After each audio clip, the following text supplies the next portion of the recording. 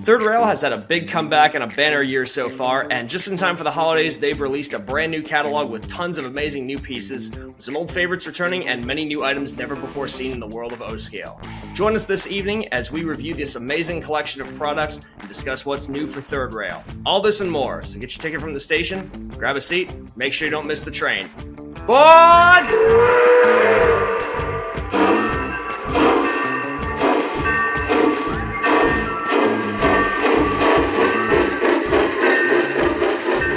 Good evening, everyone, and thanks for tuning in to episode 92 of the Miniature Models Podcast. I'm one of your hosts, John S., and with me, as always, are my co-hosts, Matt Z, Sid, and Johnny. How are we tonight, guys?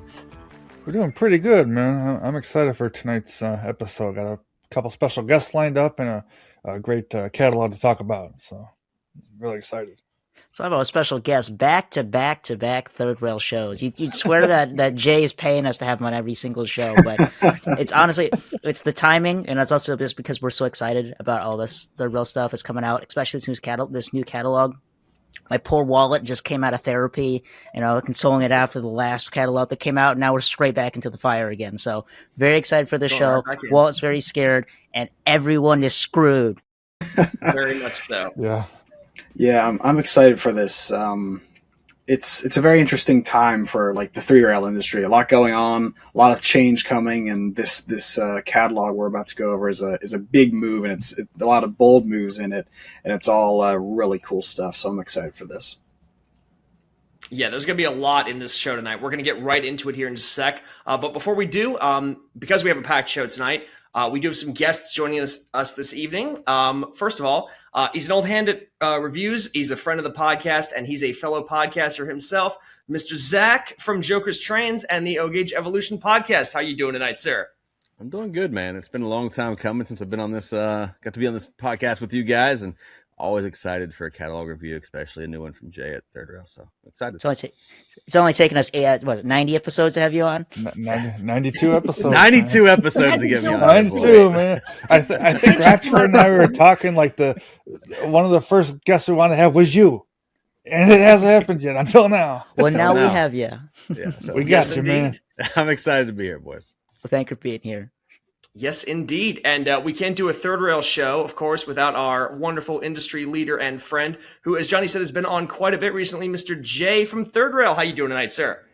I'm good. Yep, this is the third time I've been on in a row. It's been a lot. It's been a heck of a ride. It's been a lot of fun. The catalogs kept me crazy busy, and I'm stoked that we have Zach on tonight because nobody knew.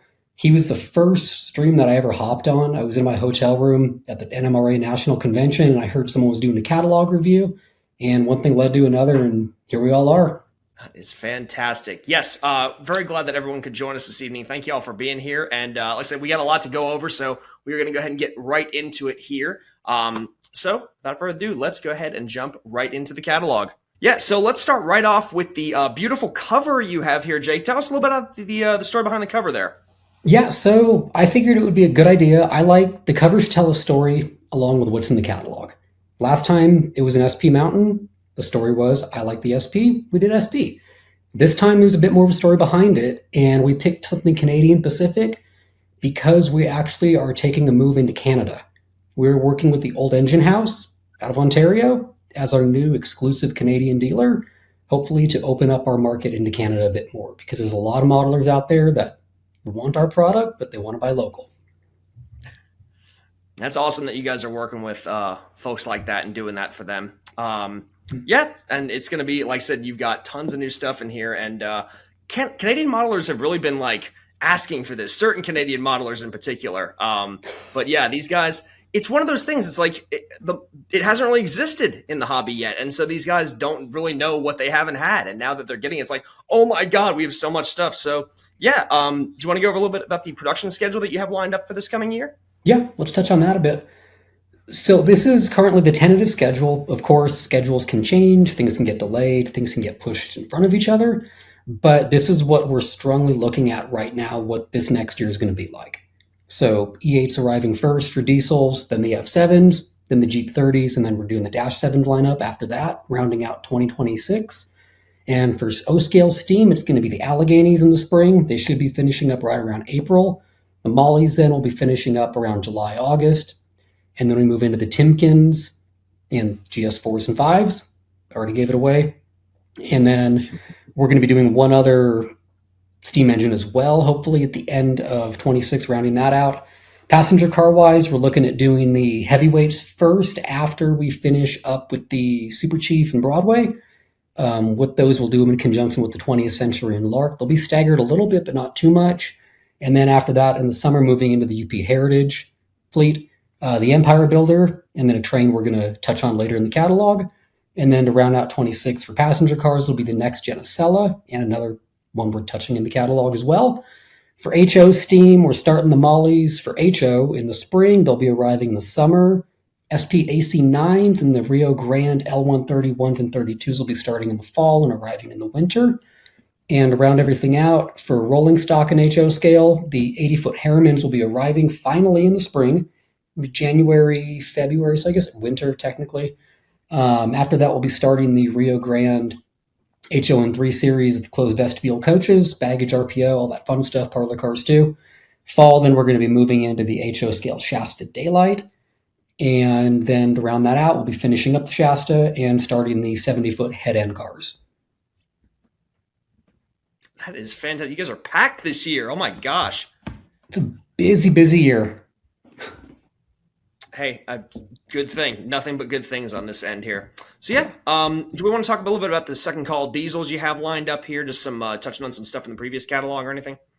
Yeah, so second call diesel, if we want to hit that first, we're bringing back the EMD FTs. It's been about 15 years since we did them last. We did them with a tether last time. We will not be tethering them this time. They will be two independent units of each other. And we're bringing out some new road names on these guys, and they're going to really put the old ones to shame. That's excellent. Nothing but Bonnet. improvements. Yeah, I'm excited for these. These are gonna be amazing. John, we should you should totally see if we can get Jay to do some undecorated ones for some well, what goodness, if we were doing I'm blanking. What's interurban eras? Alto California. Thank you, Alto California. I'm blanking. Yes. It'd be great because he's done so many cool. Because I want to see someone do an O scale version of that, but the FTs that are on the market aren't to the same caliber as a third rail model. So that would be nice to see him do his own fictional road. I might have to sneak one and send one his way. Might be a good idea. On the FTs, especially the Santa Fe version, the number board that's below Santa Fe, I know on previous releases from other manufacturers that lights up. Is that going to light up on this one? Of course. All right. Fantastic. I like that response. It's of course, not we'll look into it. It's of course. Yeah, it's Yeah, right away. No looking we'll into take it. Of course we're going to do it. All right. Good. And then, yay, my wallet. Join the club. Oh yes. Yeah. Yep. And then we got the next Genicella coming out, which we've discussed before, but that's also anything new on that, or still pretty much the same info from last time? Pretty much the same. Nothing's changed. I mean, as you guys know, it was the first Blue Nami announcement we had, and that's kind of where we are, still on it. Sounds good. And so after that, we can go ahead and get right into our first new item here, which is going to be the Alco RS1 and RSD 4 and 5. So let's go ahead and jump right in and talk about those a little bit. Yeah. So I've been hearing from a lot of people. I mean, Facebook, Instagram, OGR forum, Scott's been hearing it. Everybody's heard it, that people want scale accurate RSs across the board. And we're finally here to deliver. It's taken a long time to get here. It's taken a lot of conversation because due to the size constraints of the engines being a lot shorter than other ones, we can't do smoke in 3-rail. And we've asked a lot of people and they're okay with no smoke.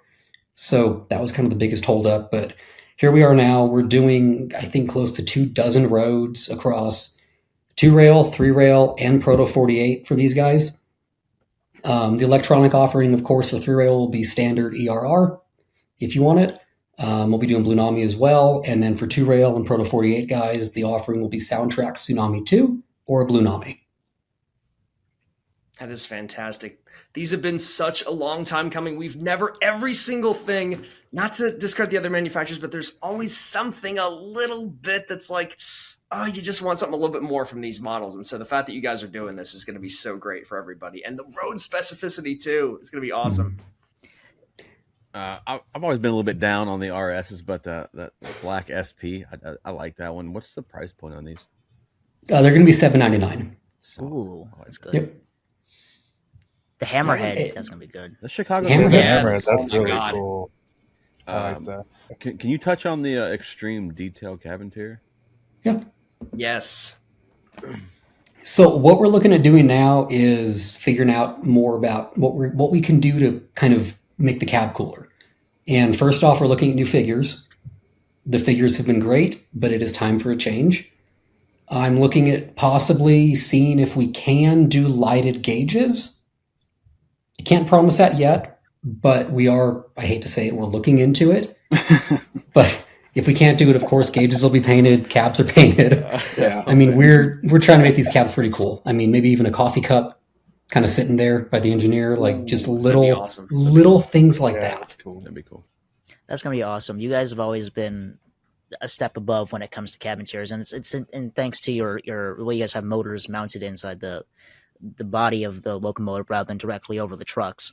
For anybody who hasn't bought a third rail diesel, when you start buying third rail F units, for example, and you get that full cab interior and there's no curve around the motor, it's impressive. It's really hard to go back and go to the others. Not that those aren't fantastic models, because they are, but if that small detail like that matters to you and you want that extra little bit of immersion, these are great. So seeing you're going to do that with the RS is fantastic. Yeah, we kind of just kept it simple. I mean, that's how they've been making brass diesels for years, and we figured, why reinvent the wheel? I mean, if it's working for us, let's keep doing it. And that's kind of where we're at with it. It costs a bit more to do, but like you said, I mean, we can do a lot more with the interiors at that point. That's Yeah, awesome. I just thought about the like I've been in very few diesels in real life, but like I don't know if they have any kind of tread on the floor, but like steam and cab interiors usually have tread, but if there's anything like that and you incorporate like I don't know whatever kind of treads inside the cab, stuff like that with the cab light, you know, seeing all that would be really cool. It would be neat. Wouldn't be hard. Sounds really cool. Yeah.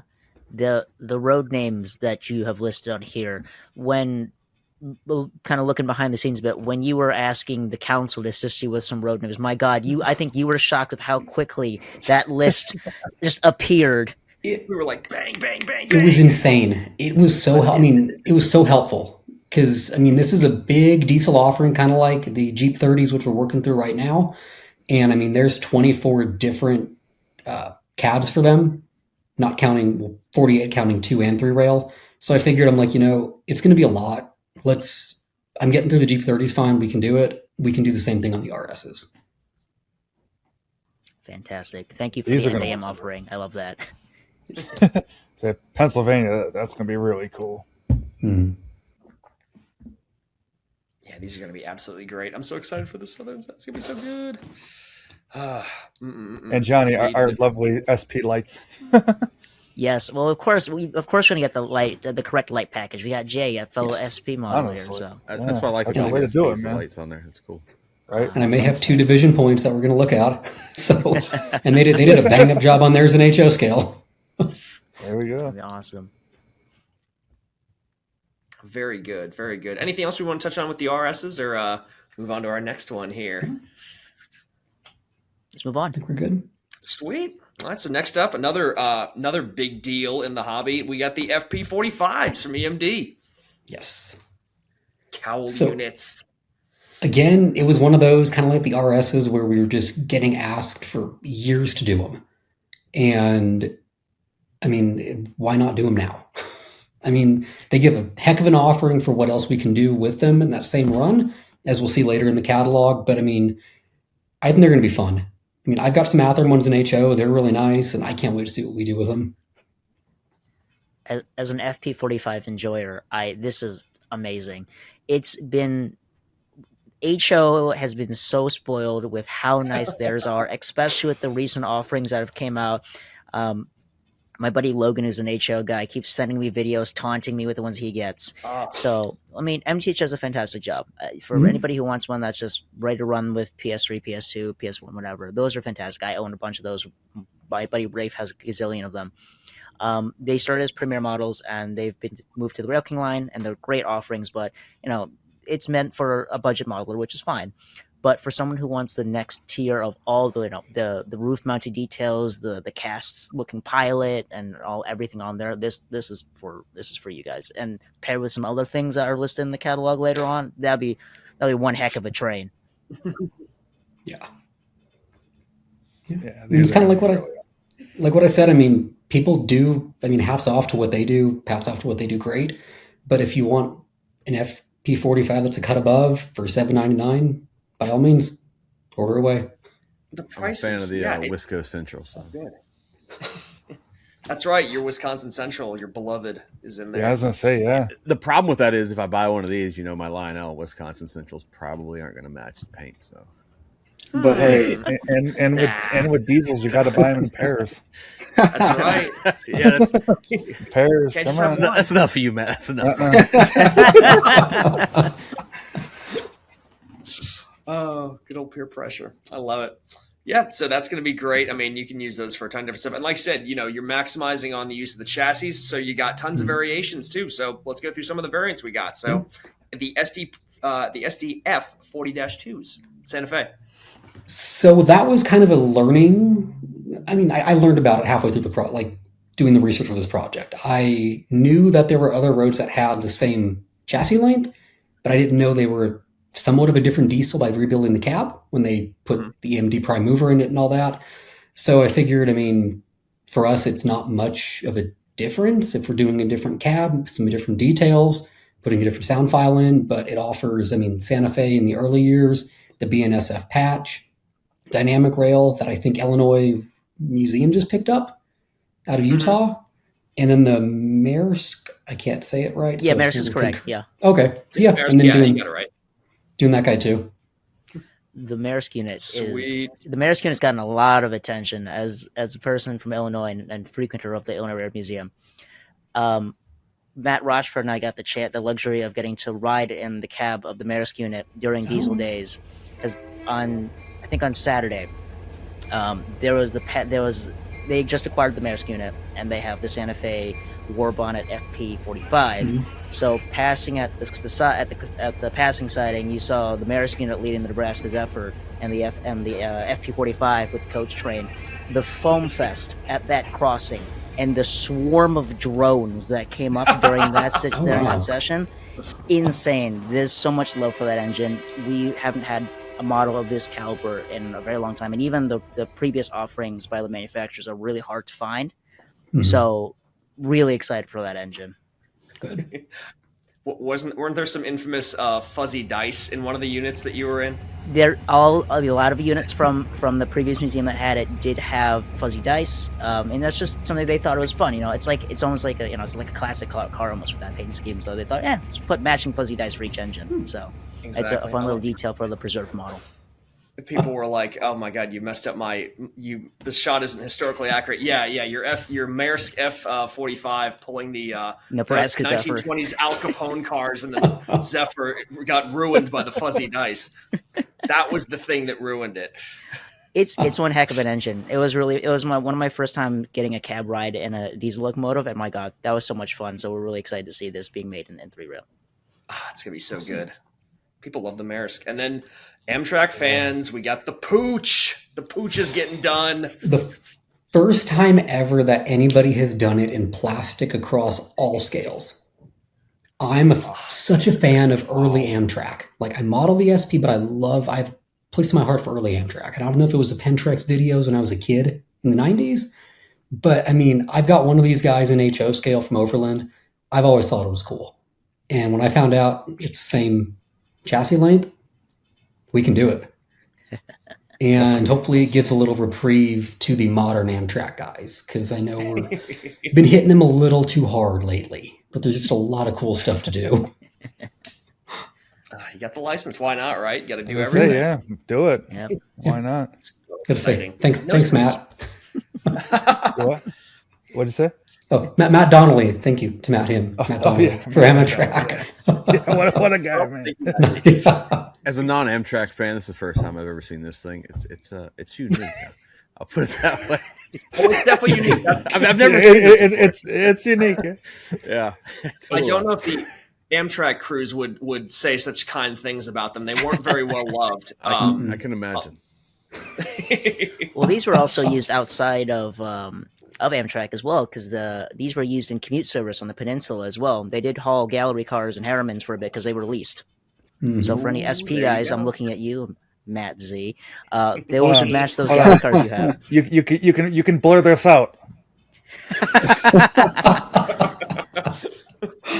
I'm just saying, it's God. on there. I know you love your peninsula commute stuff. I know Jay does as well. I mean, given the name of his business. So If we didn't tell you, you'd be like, "Why didn't you tell me sooner?" And exactly, then- I'm doing a service to you. Come on, Yes, you can screw my wallet. join the club. More the merrier. That's what everyone you got that has right. done to them. I mean, like I was looking at when you said phase 3, I'm like, oh, perfect. That's the phase I like. And now you just told me, oh my god. it is the best phase out of all of them. It is No, the best. seriously, phase 3 Phase is the two way to close go. second. Yes. Yeah. Yes. And like, thankfully for these guys too, I mean, the price isn't up in because it's a new diesel, $7.99 if you want it. ERR, Yeah. Tsunami 2. Blue Nami is obviously going to be a little bit more of an upgrade because it's a more expensive chip, but I'm not bumping the price up just because we're doing a new diesel. Do you have a That's question awesome. about the Blue Nami prices? Is the cost of Blue Nami the same in every model to upgrade it? Or does it Pretty vary much, yeah. between diesels and steam?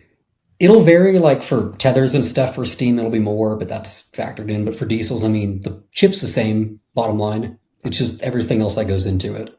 Cool. But the chip's a lot more than what we currently do with ESU, Tsunami 2, and ERR. Right. Cool. It's awesome.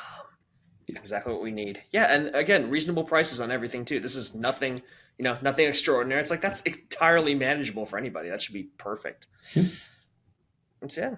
And then continuing more cowl units, we got the SDP 40F. It's gonna be excellent. Another fun one that I have in HO that I really want to see in O done a cut above. And thankfully it falls into that line of, I think, 73.6, 72.9, the length. I can't think of it right now. It's been a long day, but it fits in. It's early Amtrak. I'm hoping it spreads out enough between the early and the new stuff. And I just think they're going to be fun to do and to do them to this caliber. And we're also doing them in the EMD demo phase 2 because they did exist. I think they had 2 of them from my research, but I'm like, I love a good demo unit. I don't care what it is. People like them. People will buy them. I think demo units are like one of those things that's really underappreciated in anything. Those are always really cool. I mean, it's like, like what is this? It's like, I mean, the railroad's got to test the thing. They got to put something on it, I mean, but Johnny, did these around the commuter line too? You're gonna screw me over there too? Well, it's not the commuter line. However, Okay. for those who've been following on Facebook and Instagram for Sunset Third Rail, recently, as of time of recording, Jay has announced a certain red, white, and blue locomotive that ran 2 different excursions in that paint scheme. Yep. One being the Freedom Train, the other being the return trip from the Freedom Train back to Portland with Amtrak. For those who are interested in the Amtrak excursion, the helper unit for that excursion was one of these locomotives. So if you want to actually model that excursion, this is the perfect pairing. And if you get them in whether they're ERR or Tsunami, they will work with each other, and you can lash them up and have an accurate consist. There you go. No excuse not to buy one, people. Come on. Don't say What do you that. think, Can Zach? work their way in. Don't say that. I got some thoughts on these boys. Everybody here knows I'm no Amtrak fan. I'm pretty sure that's a known thing. I like this one. I kind of like this engine, dude. That's what I'm saying. It's like it's one of those things where like you don't know that you wanted it because it's never existed. We've never had this before. No, I kind of You know? like that one. I guess it's what phase 3. I guess there on the right. I guess it is, but Yeah. yeah, I like that It's very tasteful. I mean, I don't know how else to explain it. It looks good. It looks crisp. It's like I've seen just the Amtrak engine that I've seen all these years of modeling. I'm not a diesel guy. Is just of course P42s and then F40s. F40s are so short and chubby. This is a longer diesel, and so it does look a little more classy. Kind of just better layout visually. Yeah, better proportions. Very much so. And it's it's a cowl unit done tastefully. I love cowl units. This looks great. Cowl unit done tastefully, unlike certain U-boats that Santa Fe had, John. Oh, why do you have to make it personal immediately? There's one over there, right? Right. Is it there? Yeah, There. that one. Hopefully we're lined up on the thing. I hope so. I don't know, but Johnny's just jealous that we had the better motive power in the second and third gen. I'm sorry that we didn't have some 45 thing with a steam generator, but it still had to be a narrow unit and just with a weird cowl unit look better, unit. better nose. It's because of the You're Chicago jealous of bias. I'm too busy. I'm too used to looking at the best working railroad museum. I mean Metro. Yeah, America's. No, I love Metro. They got great stuff. Fantastic folks. Good stuff. Good stuff. Listen, so great Amtrak offerings for a lot of stuff. Like I said, you're going to be making people. I mean, they shouldn't be choosing. They should just be buying all of them. Honestly, there's no reason. You can't do that. I know. there we go. No, there's something for everybody. Seriously, Yeah, there is something for everybody. There really is.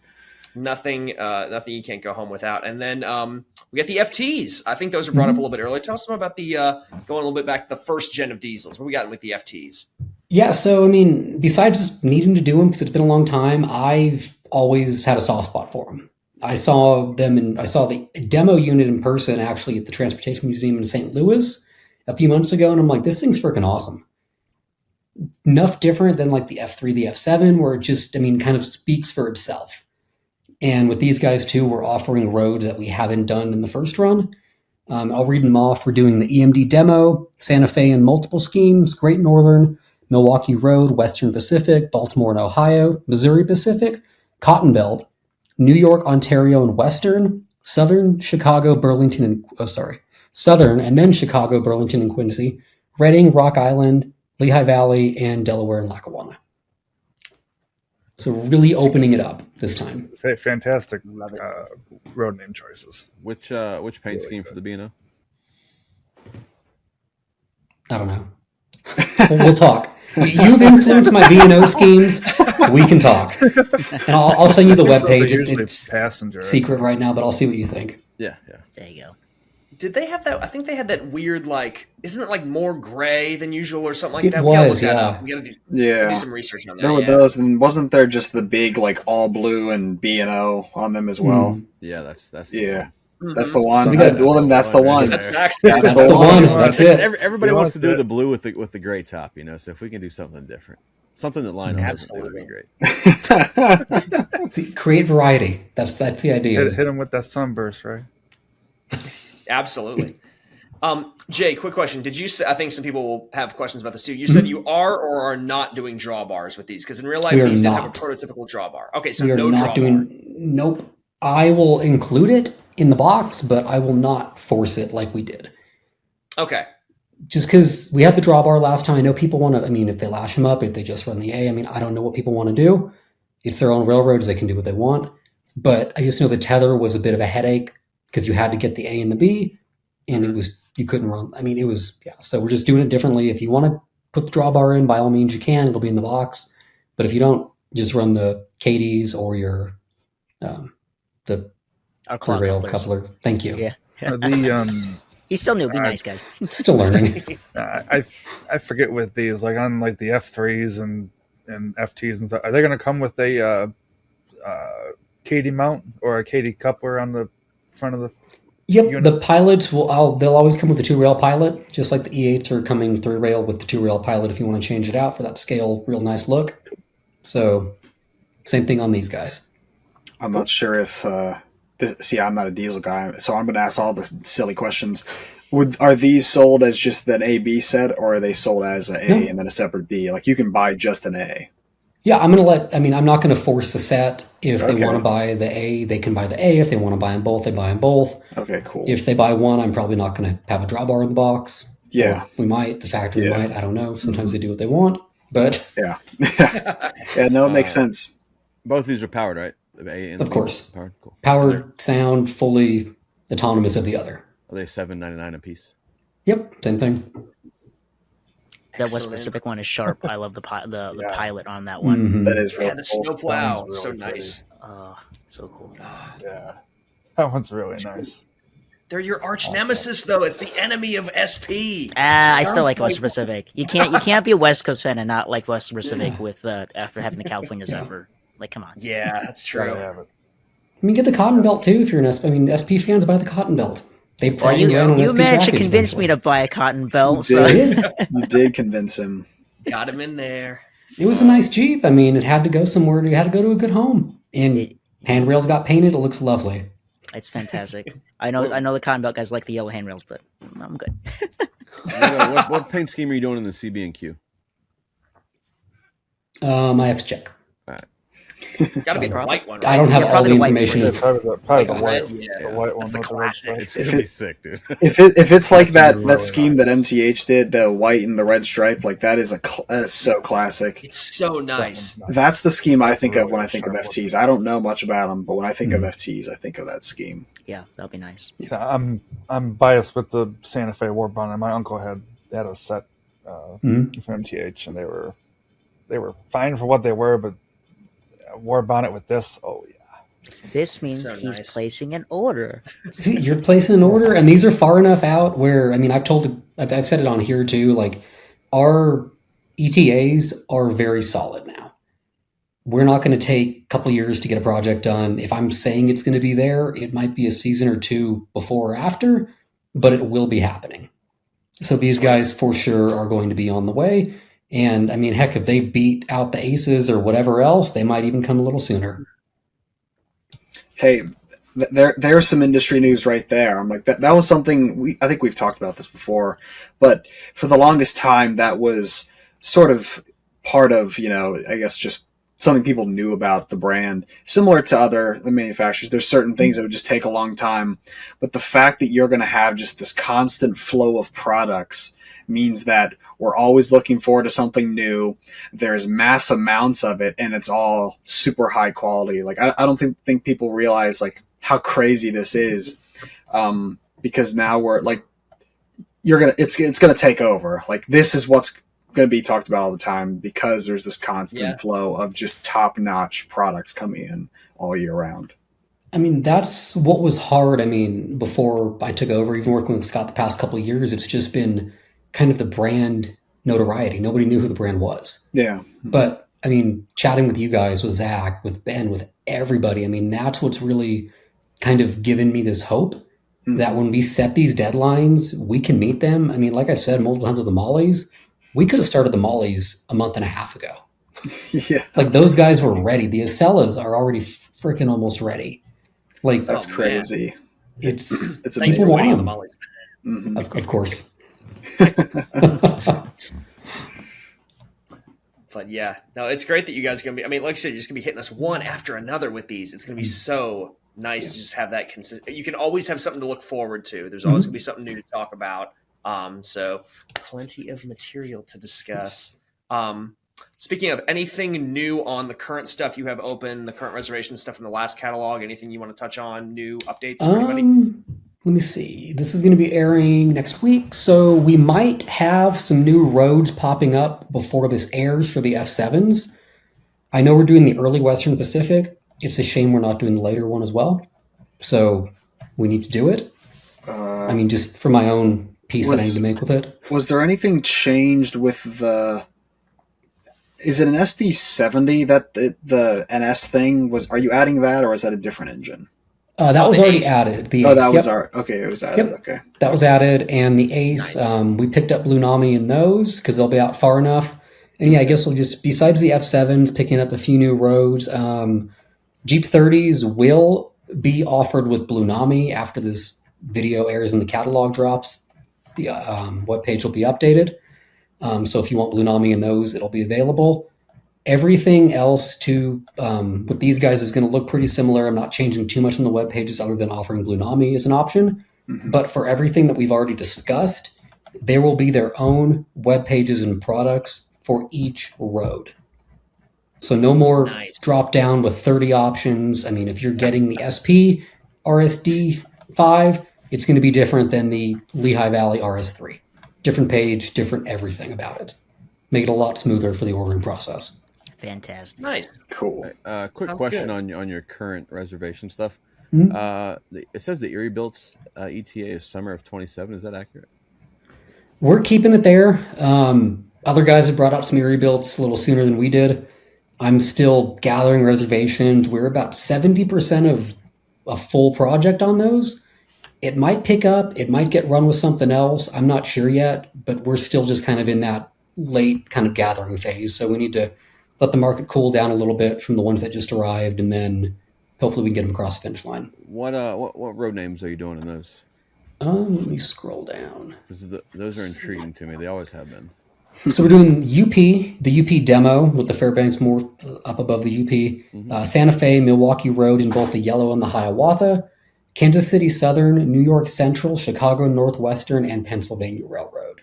Okay. I may have to think about those. I do like those. I didn't realize those were going to be a 27 thing. So.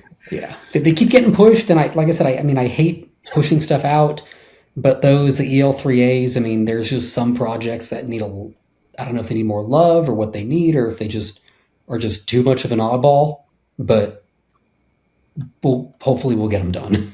Yeah. Plenty of time, right? Yeah.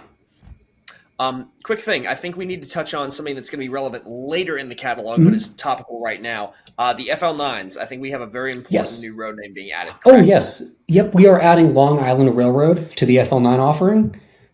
These guys are slated tentatively for spring of 27. We're planning to run these with the FTs. It's easy enough for the factory. It might not be easy on the wallet, but it works for us at that point. But yeah, we'll be doing Long Island Railroad. The FL9s, I don't know if I've touched on it before, but they're going to be a lot of new details added. It's been 15 years since we did those. And let's do them some justice in 2026. Yes. Well, 27. Get those with Lunami. They have the Hancock air whistles in them, Yes, which are great. I'll just say this now. If you want the model to really be a cut above the rest in all regards, I will always say get Lunami. Obviously, I understand if you're really in love with your old remote, or you just it's not your thing. I understand, but I will always push for people to get Lunami and everything in this catalog. If it's offered with it, I definitely recommend getting Lunami because it's worth it. Yeah, great point, Sid. No, definitely always if it's your first engine, make the jump. Just do it. You'll thank yourself for it. Yeah. You're paying for the extra amount of detail. You might as well go for the sounds to match the quality model that you're purchasing. Exactly. Give it the justice that it deserves. Exactly. Good deal. And the EL3As, those were those in the last catalog? I think they were, right? They were. They've been around for a hot minute. I mean, I know I was out of college when we announced them, thankfully, but it's been a few years. But yeah, they're still sitting there. I'm contemplating breaking up the 3-unit offering into just doing single units because I feel like, talking with some people, it seems like that might be the biggest drawback to getting these is, they're still $7.99 each, but currently their last up is you have to buy 3 at $7.99. And I've said before on talking the catalog, I'm like, get some friends together. People aren't getting their friends together on these. So I'm like, I want to see them done. I think they're cool. I might keep one for myself, but I just want to see them done. And we're pretty good on reservations. We need to be better, but I think breaking them up, it might just give, like if somebody wants to buy 1 or buy 2, it's a lot easier pill to swallow at $7.99 than it is $2,700. Definitely. That's a good call. Yeah. So that pretty much covers everything with diesel and electric traction, I think. Anything before we move on to steam we want to discuss, Jay? Anything? Anybody got any last points they want to touch on? No, not unless you guys have anything. I'll touch on the F7s real quick. For any UP guys in here, I'm not purposely trying to target Zach, just in general.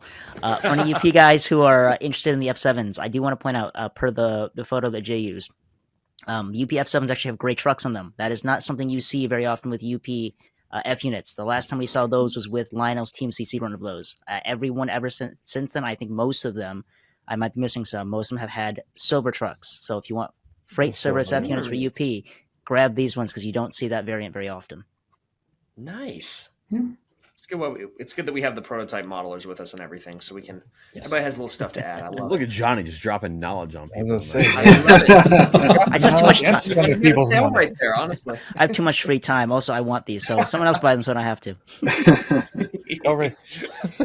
Call up your boy. Right? Come on, Rafe. I know you're listening to this. Yeah. I'm your worst nightmare, well-informed citizen with too much time on his hands. You're the dangerous man now, Johnny. That's who's dangerous. Looking to expand your collection? Check out Trainz.com. Trainz is your go-to place for new and used model railroad products. They have everything ranging from engines, rolling stock, parts, track, and scenery. If you need it, they probably have it. With new discounts being added daily, you'll be sure to find something you like. Plus, Trainz offers a newsletter which keeps you up to date on new items, discounts, and upcoming promotions. We've been using Trainz for years, and we highly recommend their stellar service. What's really cool is you can also collect points by buying Trainz and using them on future purchases. With their awesome rewards program, you can earn points on every purchase that you can use for future discounts. Dedicated modelers can also join their private card membership to get exclusive access to new listings, earn 5 points per dollar spent, and unlock great benefits like no questions asked returns. Trainz not only sells trains, but also buys them too. If you've got a large collection or are interested in downsizing and making some cash, you can head on over to sellmytrains.com. It doesn't get easier than that. You can find them using our affiliate link, www.trainz.com/MMOP, or if you want to use our one-time promo code MMOP, you can get $10 off a single purchase on the Trainz.com website. So check out Trainz.com and start expanding your collection today.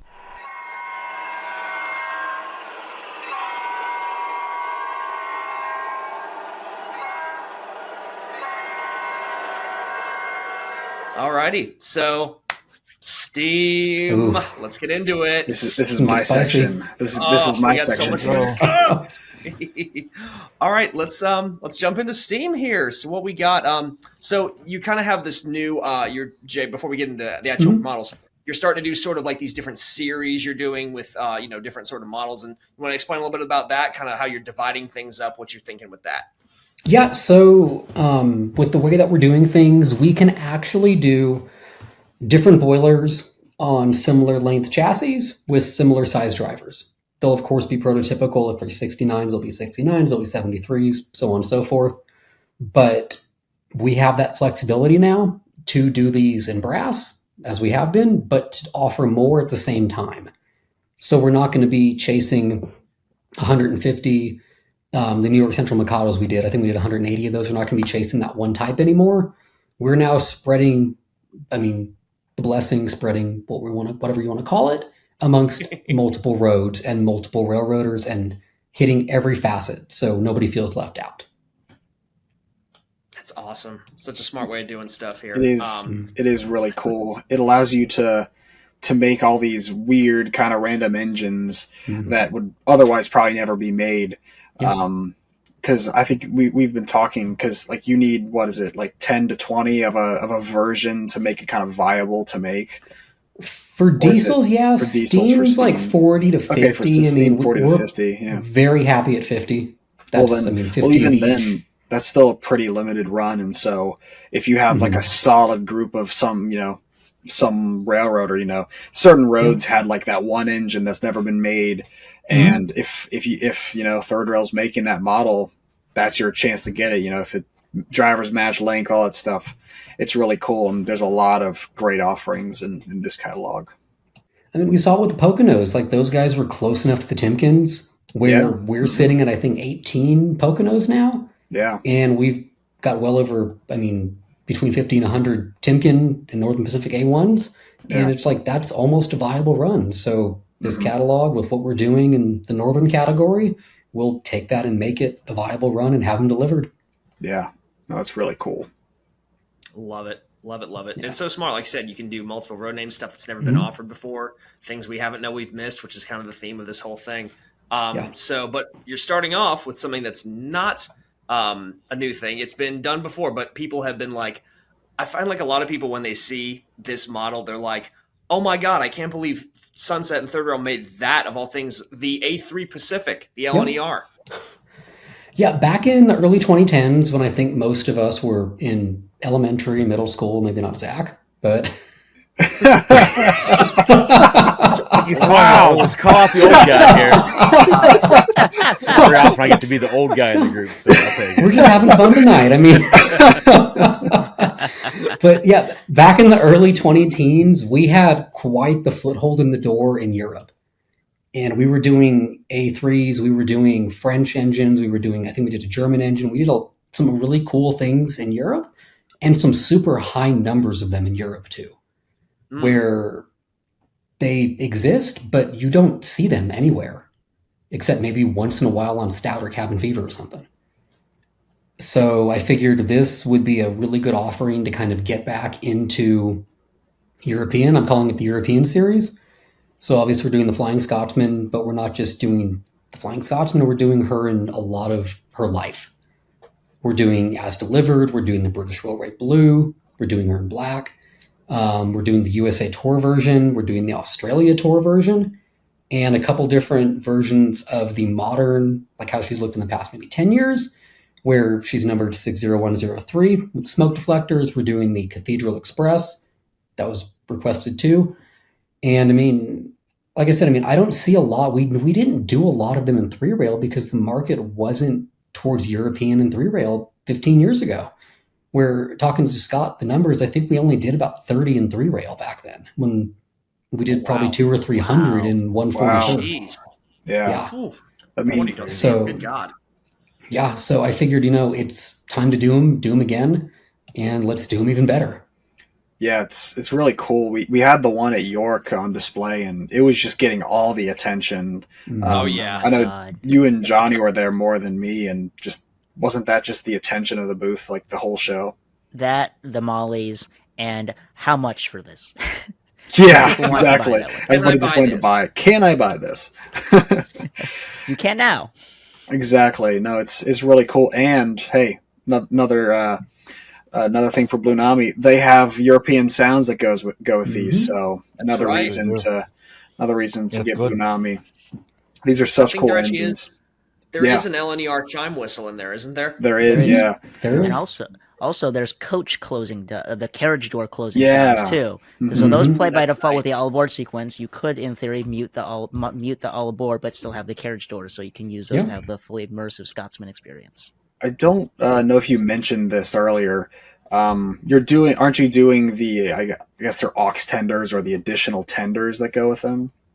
Yes, they just didn't make the catalog. Okay. Because I've been just ridiculously busy and putting this together. I mean, I thought it was going to be casual. I thought it was going to be relaxed. Yeah. Because July was a nightmare. I mean, you guys remember, I was panicked. Yeah. Mm-hmm. It was a mess where I threw that catalog together in 5 days. Yeah. And I figured, I'm like, the template is there. We can do it leisurely. No, nothing is leisurely. There's a lot of stuff. Yeah, because I had the great idea. Let's do web pages before the catalog.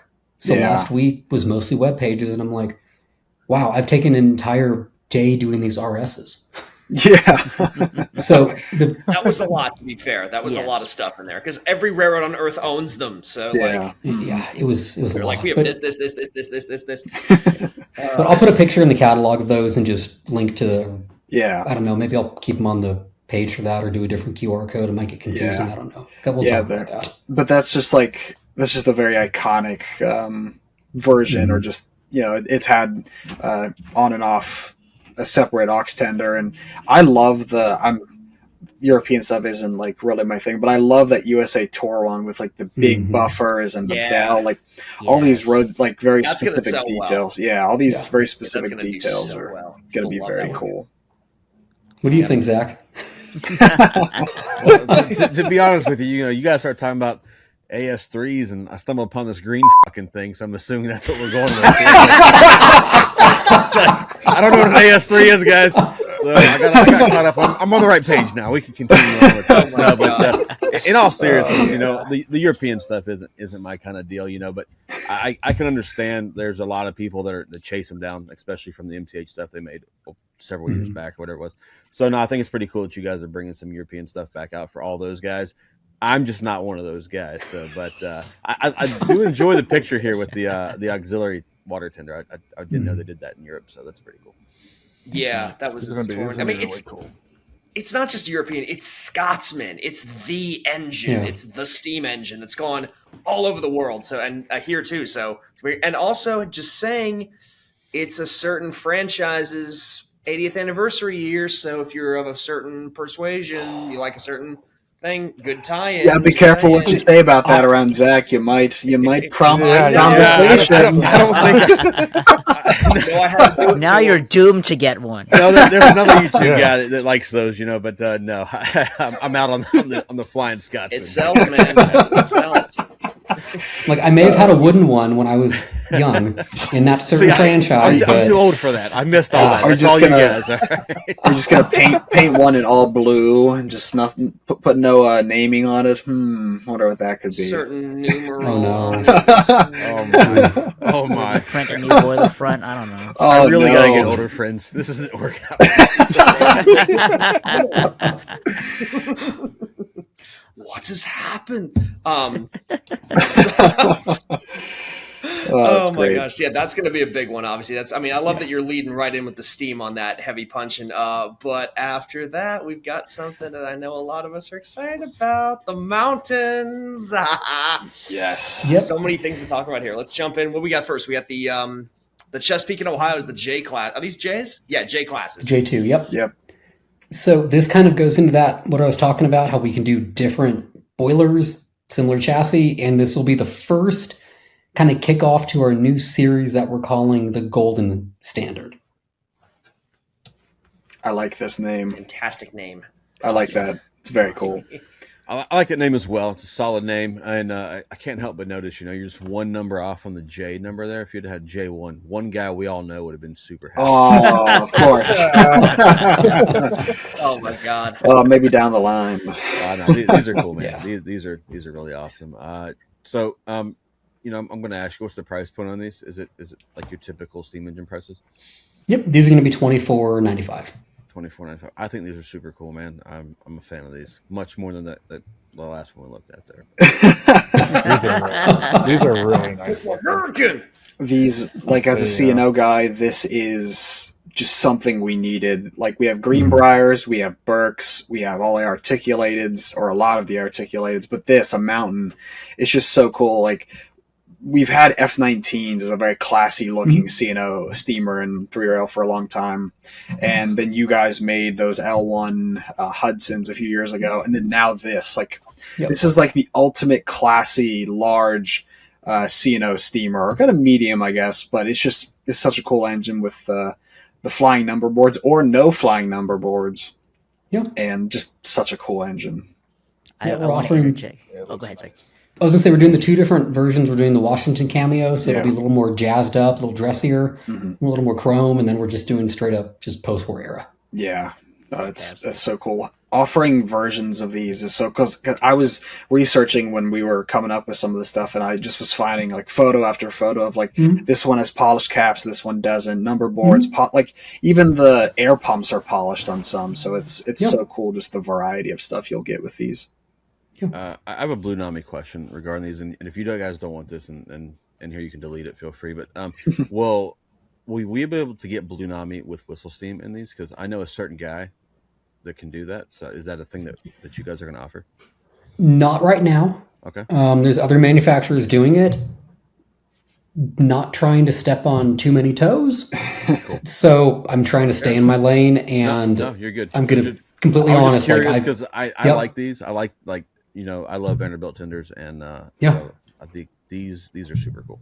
As there's a guy that could do it for you, but I know a guy. We can't I do know a it guy. from factories. as someone who might know that guy, there's always a chance for customization. There's always a chance for customization. What, you know him? Exactly. Seriously? These are going to be these are going to be really cool. I think, like Sid said, it'll go along perfectly with the Greenbriers and the F-19s, and the Greenbriers right above my ear. It's very, thank you, John. Very nice engine, and I think these would be a good complement to that. Oh boy, I'm spending more of my money. Yeah, we've needed, like Sid said, we've needed engines like this that kind of, we've had a lot of late C&O, we've had The F-19 was kind of the only early C&O we had in that Yeah. 30s era. This is the perfect gap bridge. Not too big, not too small. Yeah. Still has that same kind of look with the flying pumps. So perfect. If you want to complete a C&O collection, this is like the one last thing you've needed. Don't say that. It means I have to buy them. You gotta buy one, Sid. I have to. I have to get Yeah, one of it's- these. I have to get one of these. That's I'm that's the a fun filthy part. casual C&O guy. You're the hardcore. Well, here's the fun part. Oh. So when we were discussing this behind the scenes with Jay, and he was considering these engines, very rarely when Jay asks, like, "What do you guys think about doing if we did these?" And we'll give our feedback, and of course, some of us will be particularly excited. However, Mr. Sid over there rarely gets excited. He usually gets his engineer brain keeps him very matter of fact and factual. Yeah. I have never seen Sid lose his mind as hard as he did when Jay asked if they should do these. It's one of the things where if Sid doesn't get these, we kind of have to bully him a little bit. It's I couldn't say no. Like it's like I have like almost all the C&O steamers to have like a full fleet, and this is one of them that I'm just missing. It's just so cool. I can't get over it. It's so cool. For sure. And there's many more coming as well, not just C&O, but we'll get to some more of our Eastern ones. But first, we got some love for Midwest, West Coast. What we got with the Rio Grandes, the M classes. The M75s, I'm stoked for these. I mean, being an SP guy, I live in Colorado. I love my Rio Grande too, not as much as the SP. But seeing that, I mean, I have one of these in HO scale from Glacier Park. It is gorgeous. And I was just shocked that nobody's ever done a really nice Rio Grande mountain. I mean, I'm shocked Weaver didn't do it. I'm shocked we never did it. And I figured, if we can pair it up with this, let's throw something for the West Coast, not the SP guys. They've got enough on their table right now. But, I mean, these are gorgeous. I mean, just handsome looking locomotives. They really are. And you don't see much love for the Rio Grande guys. Rio Grande guys, all you guys Rio Grande diesels. And even then, you're getting F units and ton motors and PAs. So Rio Grande steam, and not just a reskinned existing, proper Rio Grande steam is so hard to find. So if you are a diehard Rio Grande guy, this is for you. And also, I appreciate the accurate boiler color for the green as well. That's also something that I think a lot of Rio Grande guys will be very appreciative of. It's dark green. I mean, I don't know. We use paint chips. What? It's not supposed to be like. It's not supposed to be this color. Yeah. It's not supposed to be that. Well, that's a Mountain Dew. Yeah. And for the just because I know if there are any narrow gauge fans listening, the narrow gauge ones were green boilered too. You're living a lie if you think they weren't. No, they had some that were, yeah. But yeah, we're doing these guys in three different numbers, 3 different paint schemes. You can do the early 1930s that you see kind of at the top of the page. There's also a green boiler that I couldn't fit. That's a later with Flying Rio Grande. I believe the Herald's on the tender too for the 1950s. And then again, if you just want all black. But you get a little bit of variety like we did with the L105s and 31s. They're just mean looking engines. Just with the feed water heater, without the feed water heater, they look like they're ready to haul freight. All fast passenger train. Yeah, Premier faster trains. And plus you got the doghouse on the tender too. Like you got all the extra accoutrements. It's such a cool engine. Yeah. As a non-Rio Grande fan, I think these are awesome. I've been trying to learn a little bit more about Rio Grande stuff here recently because my buddy Salty's into it. But I think their stuff's pretty cool, and this would be intriguing if those C&Os weren't in there. So That's fair. Salty's gonna like these too. yeah, Salty might have to jump on one of these. So He should. So there's something for everybody in here for sure. Everybody's getting love this time around. It's awesome. Everybody is. I like the tender on these. The tender's pretty cool. Yeah. The tender's really cool. A tender with a doghouse is always cool, and there's some other there's some other items in this same lineup of steamers that have doghouses on the tender. But Oh man, we're getting close. We're getting close. But the next one is something that Jay's never not heard people asking for. We were incessant with requests. We got two kind of dude here of the same ilk. I guess we could start with linear. The K2s, the N&W K2s. The K2 is coming back. Those are words that I never, Scott nor myself, ever thought would be spoken again. Just months ago, you were like, "No, Literally- never K2s ever." No. Literally months ago until York. Yep. And a lot of people tried to buy the K2 off the table. Yes, And they I did. was like, okay, people want it. I'm like, let's do it. We did it, I think, in 2012. I'm like, let's do it now. Let's do it better. Let's put Blunami in it. Let's super detail it. Let's get that firebox flicker, lighted gauges. I mean, just go the whole 9 yards like we do on all our current Steam. And let's just do it again. It's so good. It's so good. If you have not held one of those engines before, Sid can attest to this because he owns one. The weight that it's like a die-cast engine. It is insane dense. what these locomotives feel like. It's oh my god. It's the This fact is a that must-have for an N&W fan. it's the fact that there's like no need for tons of lighting in these and wiring. There's just this whole open shell. There's a big lead weight. Yeah. They're just such a cool engine. For the longest time, I have owned way too many N&W Js over the years. I've bought and sold them. I've pretty much settled on these just being my favorite J lookalike because that's what they are. But they're better. Like the tender is almost more streamlined. There's like riveting on the side of it. It's just such a cool looking engine. And John's educated me over time on their use on short lines and branch lines, and they're in tons of footage. And they have hooter whistles. They just sound so good. Like I love any engine that's got a hooter, like an N&W hooter. It's my favorite thing in the world. So these are a lot of people have been asking, and you got every road number you can think of, 127 all the way up to 135. Yep, getting some new ones in there since the last run. Because I think you did 2 road numbers last time. Now you're kind of expanding into some of the other ones. Get more I believe fleet, right? we did 127, 133, and I think 131. Yeah, But I had a request. 133. 133. And yeah, one other. What was the other one you did there? 131, I believe. Yeah. Okay. Mm-hmm. And I had a request So for now you have 127 when I wasn't going to do it, but I was like, okay, let's do it. Why not? It's just a number. Oh yeah. So I'm that's why excited PS4. that you're doing these for you guys because I know that a lot of people want these. I've never really quite seen the appeal for them. I'll just stick with the regular J. But I know a lot of guys on my Discord server have been wanting one of these for quite a while now. So that's cool that those guys finally going to get a chance. And I feel like it's going to be the Molly 2.0 for you is what it's going to be. So. And it's spaced out enough. I mean, the Mollies are going to be arriving probably 6-8 months prior, if not a little longer. I mean, I said early 27 on these. That's when I'm anticipating the whole Mountain series to be done. Mm-hmm. When I say early, I mean that kind of gives me the window like January to April.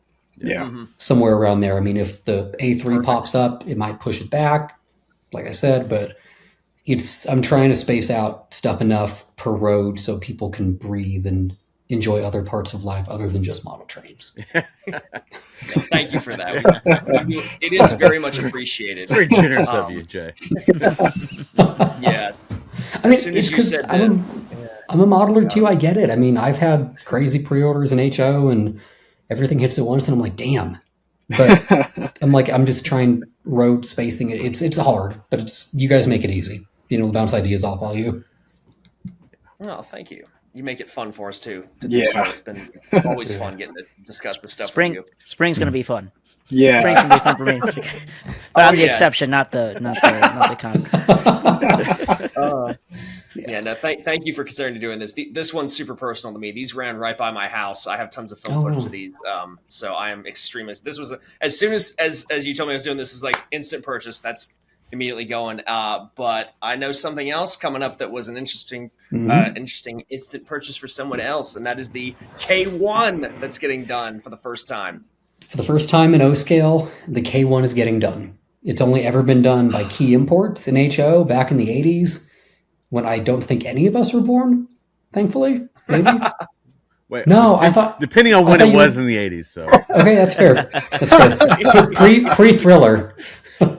Pre-Thriller. It's got to be. I think he did it in like 82. Yeah, it's got to be. So. But yeah, I mean... Thriller, by the way. So I think he did him in 82. But yeah, he did him in HO. They're harder than hen's teeth to find in HO. And I'm like, I've seen Norfolk and Western Mountains unstreamlined ones. I mean, we did the Water Buffalo. Yeah. But we've never done a K1A. And I mean, with all this interest in Norfolk and Western, I'm like, why not just toss her into the run. I think that I'm probably so wrong on this, but I feel like for steamers, this might be the first class of like one railroad's like type of steamer that's been fully done other than like the GS series. Because you have, I think, all of the N&W mountains now, all by you guys. You have these, you have the Streamlined, and then you have the Water Buffalo. So you have everything. So it'll be very cool to see them all lined up and all the variations. Because I was saying before, like dog houses, different tenders. It's so cool. This is like almost everything's been made for N&W because Ys and Class A's, all that's been done. But these mountains and all these very specific engines, like the Mollys and these, just I'm so happy to see all these. I'm holding back most of my excitement. I have to be somewhat professional. It's like if I could the next engines, I will not hold back. Yeah, like if I could, I would buy all 3 road numbers. I unfortunately financially cannot, but I would buy every road number if I could. Like that's how much I love these things. Yeah, we're double heading these for sure, Sid. There's going to be a lot of engines with Hooter whistles on the layout at one point. There's going to be a lot of Blue Nami Hooter whistles on the layout at some point. Those are fantastic whistles. They are really good. There's no such thing as too much Hooter whistle. There's not. Those are fantastic. So another plug for Blue Nami. It's just amazing. No, seriously, thank you so much for giving us Eastern guys a lot of love here. Like I said, we've needed this stuff. We didn't know that we needed it, but now that we are getting it, it's like we want more. Oh God! All right, so now we come to the Johnny and Jay portion of the catalog, and take it away, guys. So we're doing the GSs, the GS4s, the Golden Standard series, the new series. And I figured this would be a really good one for that because we've done GSs before. A lot of people have done GSs. A lot of people have done nice GSs. Again, hats off to those that have done nice GSs, but nobody's ever done an Amtrak patched GS until us.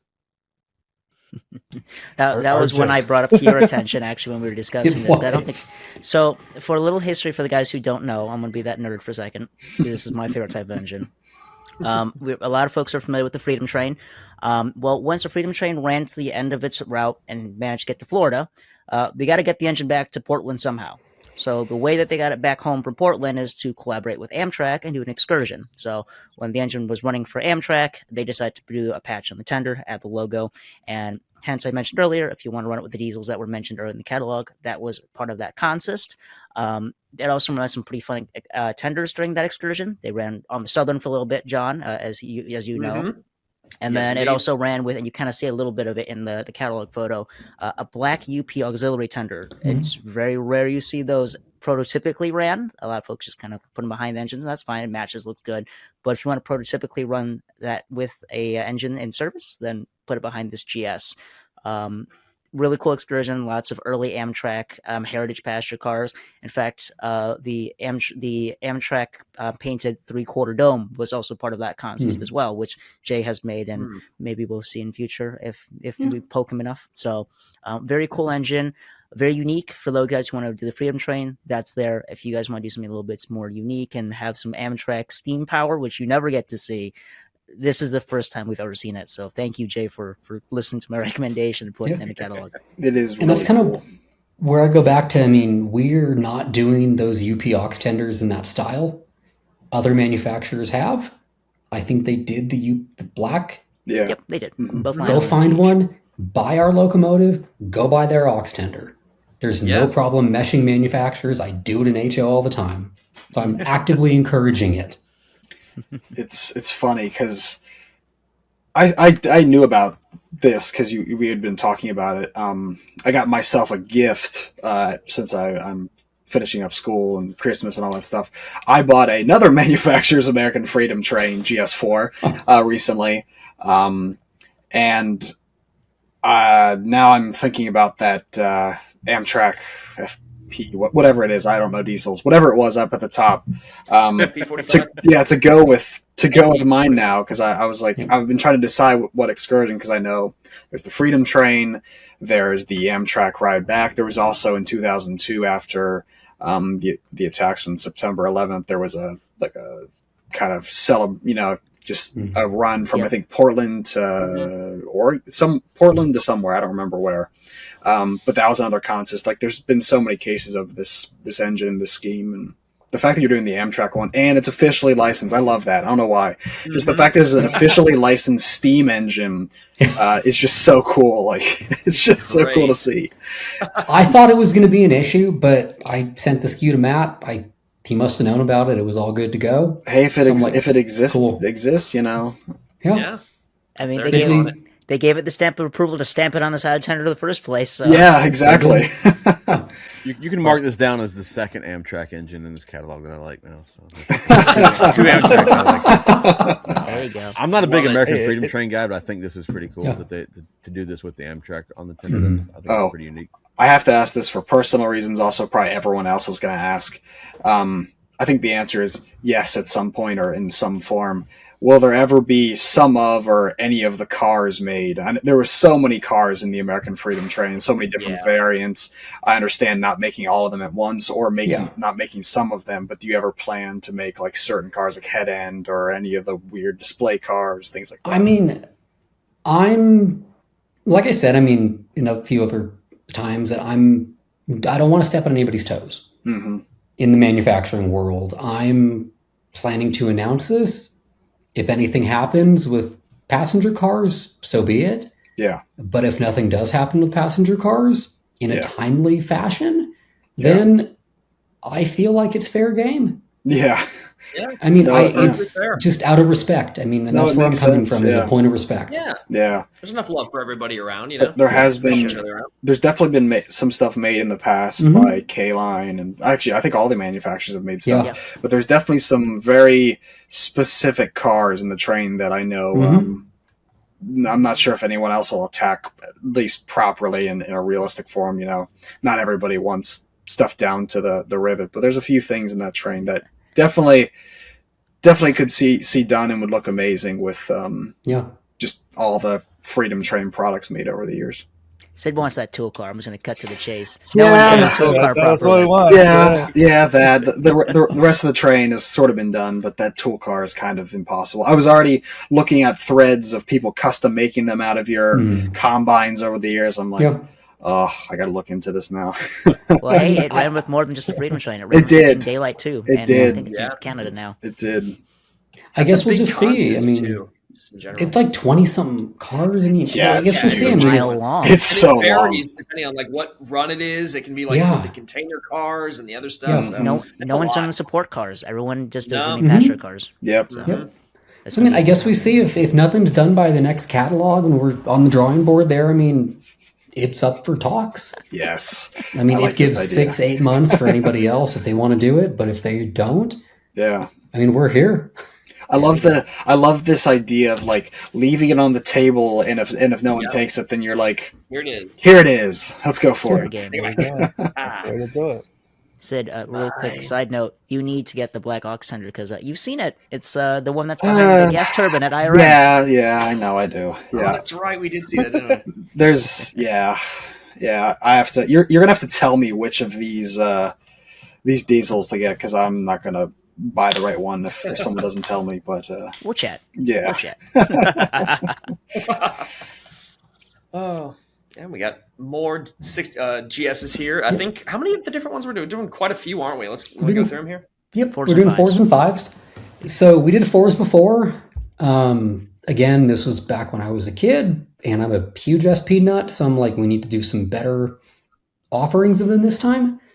We need to do the semi-streamlined ones with the skirting removed, with the daylight tender still. They ran on the San Joaquin. I love those.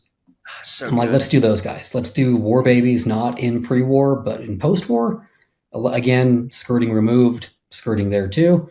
And just, give everybody a little bit of what they want. Because in HO, there's a lot of SP guys. They exist in O scale too. And there's a lot of numbers of GSs that haven't been hit. A lot of, combinations of GSs that haven't been hit. So I figured let's just give people what I think and what I'm hearing that they want. That's awesome. Quick. Oh, sorry, Matt. Go ahead. No, go ahead. I was gonna say, knowing you guys are the SP guys, is there anything that you're offering that is like first time, this has never been done, a certain road number, a certain version of a certain road number, like you said, the War Babies, but post-war? Is that kind of a big deal? What do we got? Yeah, so that'll be big SP on the tender.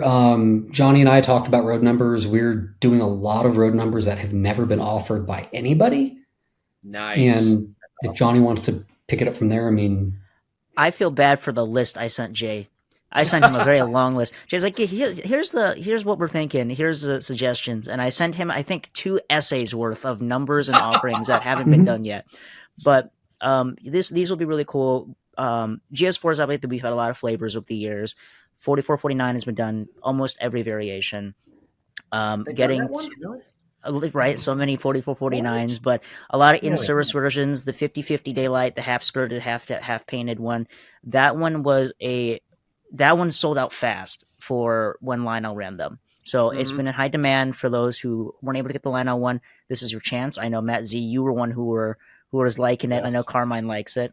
So very, very much so. That's not to cut you off, but the MTH that's above my neck. That one doesn't cut it. The 50/50. Oh, when I saw that when Lionel released it, I'm like, oh man, that's really pretty. And then to see this, I'm like, oh man. My problem is colors. Hey, it'll look nice. I've already had a very Jay and I had a fun discussion about daylight colors when we were at Chris's house. It was a fun experience, and I now own a K-Line GS to discuss things with Jay.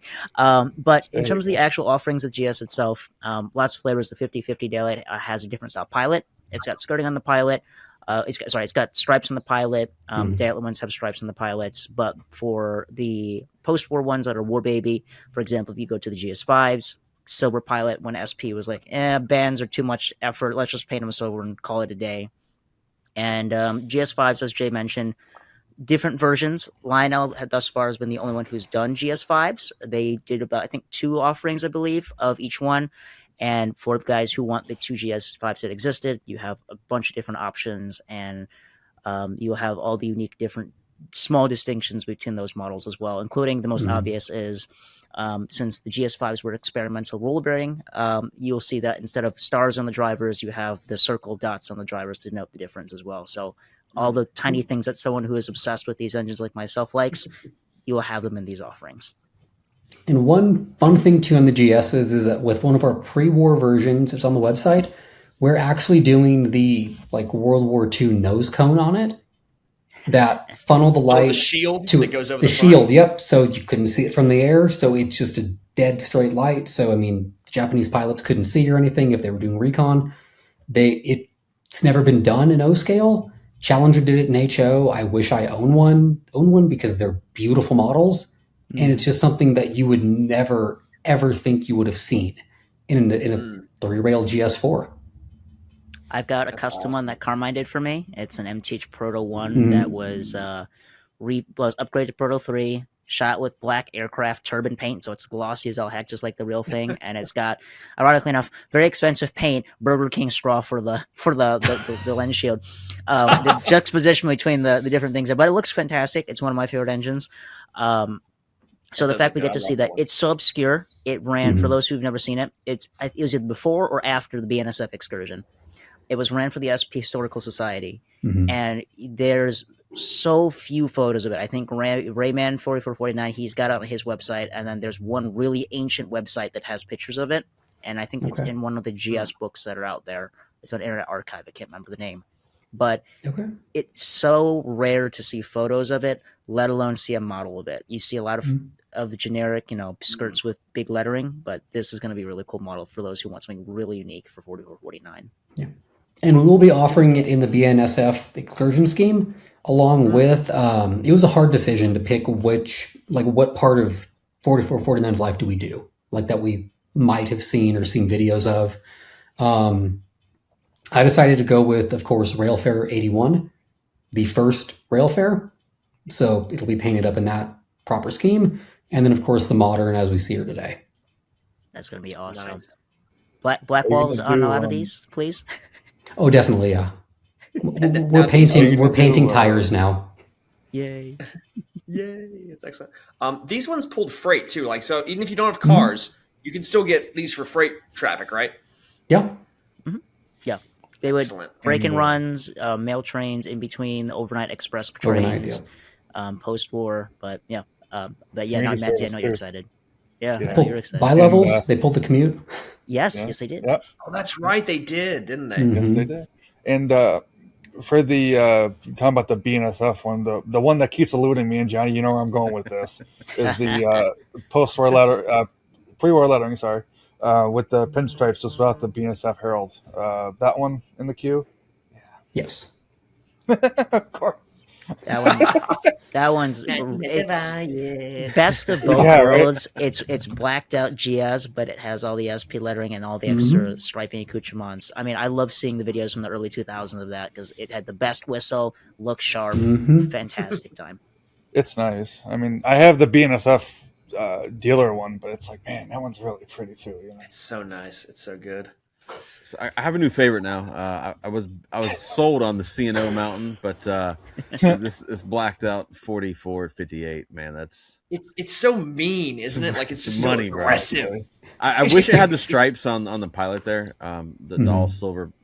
That doesn't work so well for me, but We can make one for you. I mean, hey, if you want to put some stripes on there, we'll call it a fantasy engine. I don't care. I think it's awesome.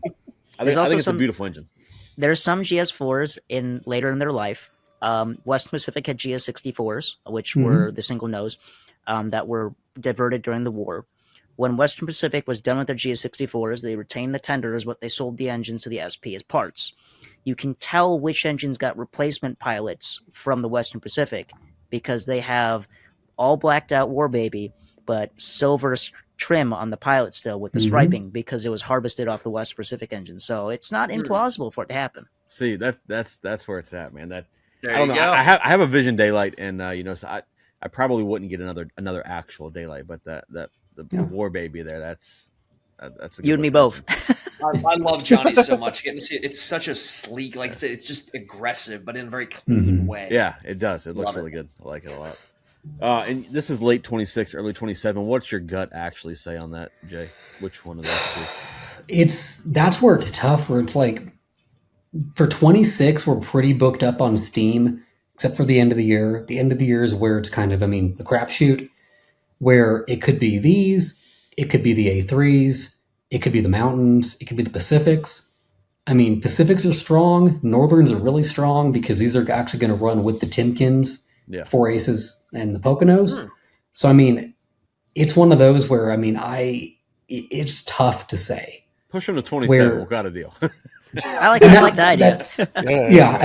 Obviously, the Pacifics I think are going to be the strongest out of what's coming next page on the catalog too. Yeah. But it's like with the Mollies. We held off on the Mollies. We're pushing some HO before the Mollies. We're doing HO Mollies. Like, I can shuffle stuff around with out of left field announcements, like for HO at other scales. So, I am going to try to stay true. Because I know these are going to be tough, especially with the Amtrak ones, with the next gen Acela arriving. Yeah. So I know trying to push these as far from those as possible is going to help out a lot of people. My opinion about Daylights is they're one of the models that everybody should have. Like, if you're going to be an O scale guy, you should have a Daylight, like at least one. Yeah. Johnny, we're not talking to you with your 37 or whatever the hell you have now. See, Well, it's my Jay's logo. going to be worse than I am. It is my logo after all. Exactly. I've got a fleet to build up after my HO stuff that I'm starting to move to get into O. I've got How many? I have 19 HO GSs. Oh my Good gosh. Lord. Oh my god. And Johnny. I've got like 6 or 7. love it. I think Jay's going to beat me when he places his order for this one. I just hope I don't make up a quarter of the run. Honest to God, I pray that I don't do that. We're up to 4. That's what I'm up to so far. Man. I have On the on the GS5, I zoomed in on the picture. For where the Marslet is, it looks like it has a red lens and a white You caught lens. that? Yeah. Yeah, is that how it's We're gonna doing be it. with Blue Yeah. Nami?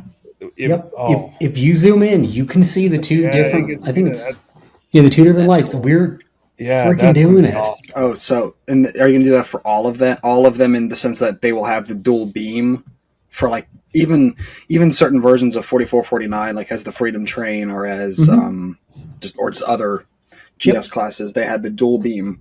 I think now it's a single beam. I think post 2009 it was single beam. Yeah. If you look at the GS4 offering, the same thing is there. I was waiting for someone to catch it. That's so cool. It's going to be one of those That's where, really cool. with Blue Nami, with Soundtrack's Tsunami 2 in 2-rail, we can make it pretty badass. Yeah. And it's going to be one of those where it's going to be its own function. I mean, it's going to be sick. Yeah. That's really cool. Plus, there is the functionality for both the GS whistle, 44 4/9 whistle is part of the Tsunami soundtracks library, and also there is an A200 air horn, which is The also air horn, you can toggle with Blue Nami as well. So if you want both the air horn and the steam whistle, you can toggle them. That's so cool. I love it. Look at that. Another reason to get Blue Nami. I love it. Yeah, there you go. That's the way to do it, man. I'm telling you. We should have a little counting by the end of the video. I may have to order one of these. Yeah, right.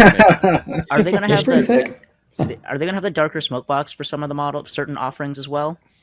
If Like all they're black? prototypical, they will. Okay. I've never been a huge fan of them, but again, it doesn't matter what I'm a fan of. It matters what everybody else is a fan of. So if it makes sense, it makes sense, and we do it. If it doesn't, then we're not. We got to check the numbers that we picked through to see if it would be an offering. Awesome. Are you going to do a Come See the Paradise special edition? Please no. Not the mud Best daylight. one ever? Come on. Jay will himself take it out of the box, dip it in mud, and then put it back in the box, and then ship it to you. Then I'll sign the box and we'll He'll auction it sign the off. box. Yeah, There you go. Yeah. You laugh, but I bet it would do well. Someone would buy it. Probably Just for would. the, nothing else. To go along with Zach's question, and I don't know if it's going to be on each picture. Would the black 4458 would they have the different Mars lights on it too, or would it just be specific? I believe it does. Those both. It should. If it had it, it Tell from the did. picture. I can't tell either from the picture. I can't tell. I don't think it did in the picture. I know those were both two of the finest ever made in HO. So if 58 didn't have it painted black, then it's not going to have it. Okay. Is there any chance I have to review the offerings because they're not live at this current time of recording? Is there any chance of a daylight one without the daylight logo on the skirts, just in case? I don't know if somebody wants to replicate a particular film that's really synonymous with the daylight, or it ran away to a different country and certain movie stars were on it. Yeah. didn't Might be. Johnny? All it is just not having the daylight logo. That's it. Yeah, you can. I mean, Oh, you go. that's easy enough. I mean, I guess I could. And it's in service towards the commuter era. They took the logos off too. I was gonna say. Well, then I 'cause- guess we're there going to you have go. to do it. Yeah, didn't you, Johnny? you go. Didn't you show me a GS2 like that? I think you showed me a GS2 pulling, or is it a GS4? It was a 4. Okay, Yeah, it was a the 4. 4s towards the end of their lives in commute service when they were still daylight. Because they were taking off the daylight and were commute service, the skirt logo for daylight was taken off, but it was still retained for the obviously the Southern Pacific, big lettering, yada yada yada yada. That's very cool. Just like a certain movie. It still has the SP on it in that certain movie. I Yes. can't remember. Jay, you would know because you have one sitting across the room from you. I think you might have modeled the little like conduit that runs to like the headlight for the Mars light for power or whatever. Yes, that is on the boiler front for the, I think for the original the ones. previous run. Yeah, I can't remember, but like that's just I'm pretty sure it is because I remember I took apart that boiler a bunch to put some new tech I'll in. just go look at it. That detail just like it almost makes the front end like it's such a not really iconic, but it's just part of the look. Yeah, exactly. It's Yeah, the cherry on it's top. the cherry on top. So It is. Stem of Yeah. the cherry on top. and so the fact that even like the smallest detail like that will be on there is amazing. If you can put flag holders on the Freedom one, I thought about that. that will be another little like cherry on the top. It's just little stuff like that. It's just amazing. I'm gonna be really nitpicky for 1 second and ask if this is gonna be here. At least per the photos, are we gonna have all the extra piping detail on the side of the smoke box? Because we don't have anybody in 3-rail who does it. I don't know if you guys did it. So, but Broadway just offered theirs and they have it. Yeah. So There's no reason not to. I mean, that's what I keep saying. I mean, if it's going to cost me an extra couple bucks to do it, we're going to do it. I mean, I don't want to hold back on what we're doing. I mean, if we're redoing these, we did them once before. I want them to look notably different than the first run. That's going to be fantastic. Yeah, I'm definitely in for one or two of these, so very excited for when that time comes. I'll shut my yap now. Well, I was going to say also the extra piping detail you can it's necessary because in the 70s certain recreational things were made out of those pipes according to people who stole things off them. I'm not going to mention what those things were used for, but I have pretty good historical stories that stuff was done with those pipes for It was a hard time in the 70s, John. Hard time. Somewhere out there, someone still has those pipes are still out there somewhere being used for their unintended purpose. Indulging in things. Yeah. Daylight, so they could see the daylight.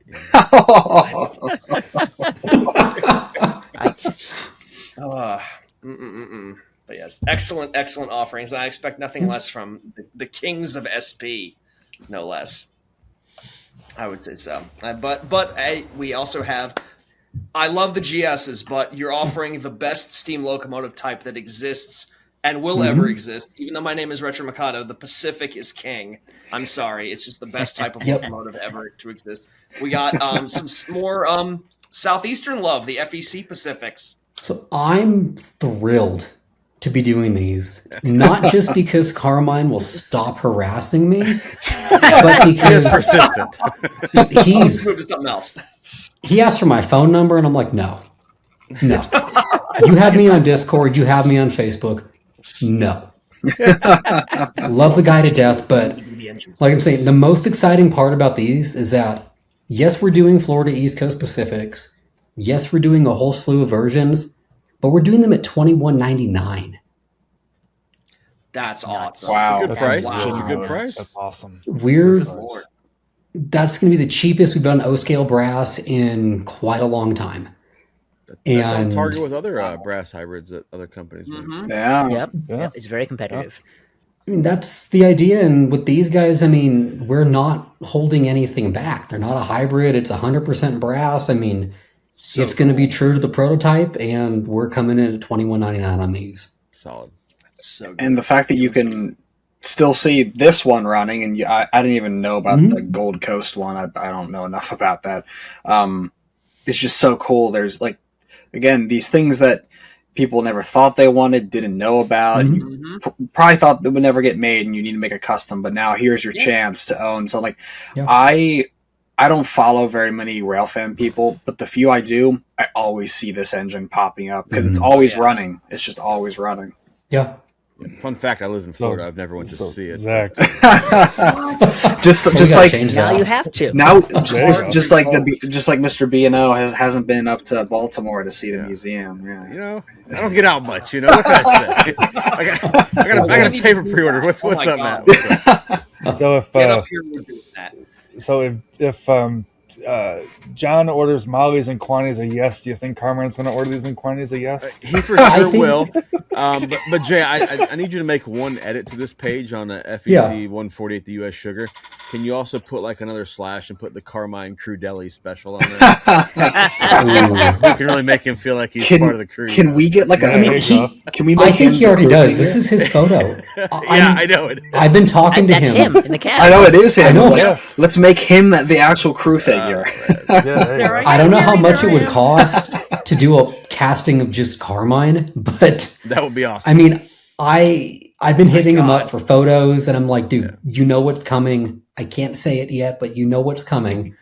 And I mean, I'm pumped. I mean, he wants me to come out to Florida. I want to come out to Florida to check this out. Zach, we'll go together. We'll go down and check it out together. There we go. But just a good, healthy offering. I mean, obviously, as delivered when it pulled the Havana Special way back in the day, doing the different versions that U.S. Sugar had it, doing just how we see it now. Just one, I mean, later era, different Pacific, same series, 150. And then the Gold Coast Railroad Museum 153. It's just a preserved steam locomotive that's sitting in the museum. And I figured it's pretty much this. Why not offer that too? Really cool. And these will run with the SP Pacifics. So when those are done, these are going to be done too. Okay. Nice. Good deal. Good deal. That is cool Man, to see oh my somebody doing God. FEC. That's cool. Yep. Yeah, I think it's like the first FEC steam engine. I mean, correct me if I'm wrong. Have they done anything else? Has anyone done any engine that isn't just some generic locomotive? Nope. Not that I I don't know. I think don't think so. they have. Nope. No. Yeah, One generic K-line Florida something out there, but that's about it. yeah, Pretty of much. course. Yeah. That's it. Or you get the ketchup and mustard Pacific from MTH, but the hell with that. Oh yeah. There's folks out there who it's for. I am That's not right. one of them. Jay, the Sorry, Zach. look on Jay's face when Matt said that. It's like can't comment. There's a target audience somewhere. We're just not That's there. right. There So you always got that is. right. Something for everybody. Absolutely. So, anything else we want to touch on with the new Steam before we head into some of the passenger cars and other stuff? I'm excited. I will say there's going to be one steam engine announced in between catalogs. Not going to say what. Not going to say how many drivers she has, but I will just say that. But it will pair with what we are doing in this catalog with these offerings. Oh, I think I'll be safe then. Pretty sure I'll be good. You'll be safe. Don't worry. You'll be fine. See, just you saying that, there's going to be a lot of people trying to figure out what it is because there's a lot of things it could be. So this is going to be fun. Oh yeah. Yep. And Mass Panic and Cheers, Zach Mike. server now. And it's not a J1. I swear to God, it's not a J1. Jake, no J1. No J1. No, Jake. not for Jake. Not today. Maybe next catalog, but not today. If you want to see one, Jake, it's over here on the wall. That's the only place you're going to see one from me. Sid almost sat in front of that wall to do this show. He could have teased you with that. I could the have. entire I show. could have teased the whole So show. many good pieces. Maybe so. Good stuff. Good stuff. Anything we want to touch on with already announced offerings? Anything new with the Molly? Anything else like that? Any electronics that are new for the Yeah. Mollies? So I'll go chronologically a little bit. So the Virginians and the C&O Alleghenies, those guys are almost done with design. They're going to be starting up very shortly. Reservations will probably have the notice in the next couple days, if not before the catalog even drops. They should be arriving around April. But the Mollies, it's been a hot question. They will be offered with Blue Nami now. That's so a big everything move. previously announced, the Mollies, the SP Pacifics, the Timkins, all of that, Blue Nami is an option now in those steam engines. And if you need to change the reservation, email me.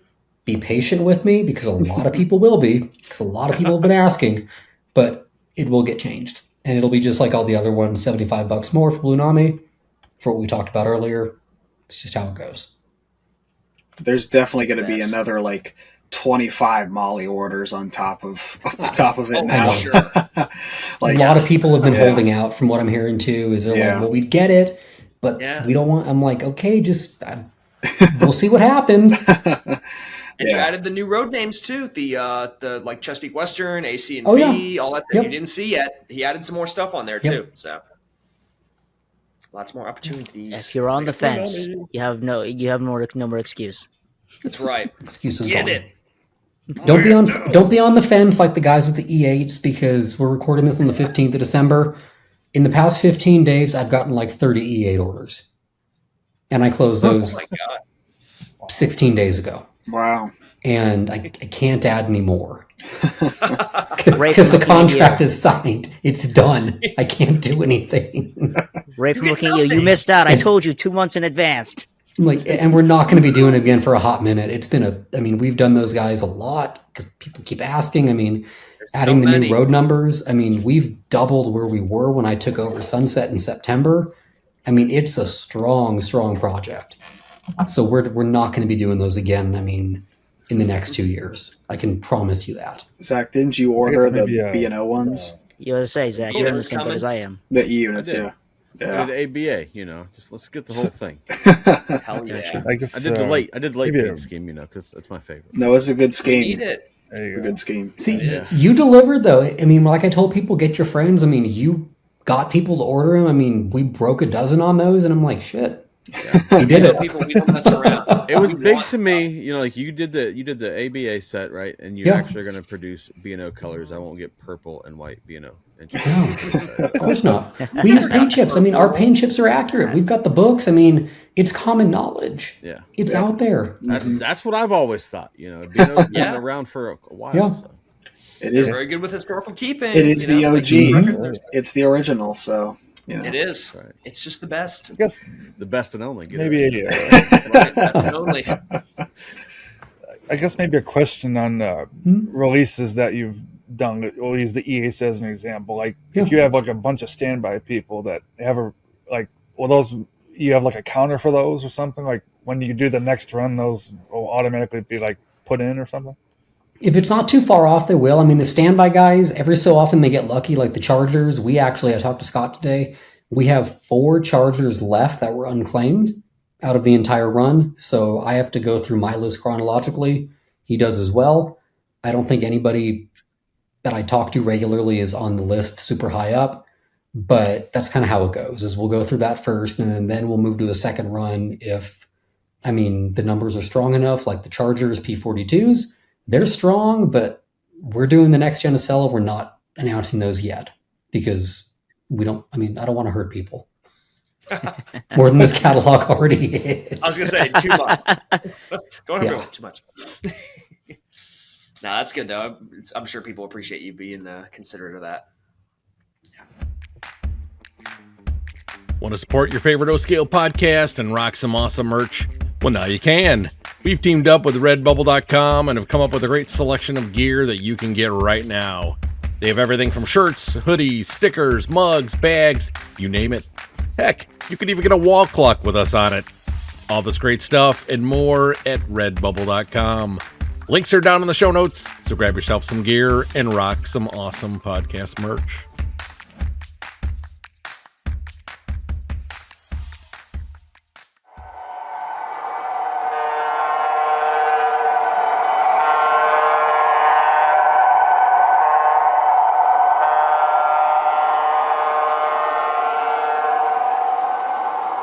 So, yeah. Anything else we wanted? Last stuff in there, or should we bump into passenger cars? Let's go full bore. Let's do it. Let's do it. And we start right back off. Oh my God, there's so much to talk about with this. My God, you were hitting again. You're hitting everybody with this with something. There's nothing to not buy. So first off, we got the what we got the what were we first in Should here? be the Excursion set. Yes. The Yep. So yes. we're 22. this is one of those that I just kind of fell in love with while being out at the National Transportation Museum, talking with some guys that actually worked the 1522, had a great conversation with the engineer of the 1522 during its excursion days at the Great St. Louis Model Railroad, the O-Scale Club. I can't think of the name right now, but Kyle and the buddies, I fell in love with this idea. And it's never been done. So I'm like, we can do the whole set. We should do the whole set. And we can get a 4-car entire train for it at, what do you think the price is? Throw some numbers out. What do you think we're doing? We're going to say Four-car set. $15.99. Let's start there. Let's say 18. Hold on, I lost my list. I'm gonna go 17.50. So we're at $17.49 Oh, because the observation Nice. cars are this guy. a little more unique than the others, so it's costing more to build. But we're not holding back on these.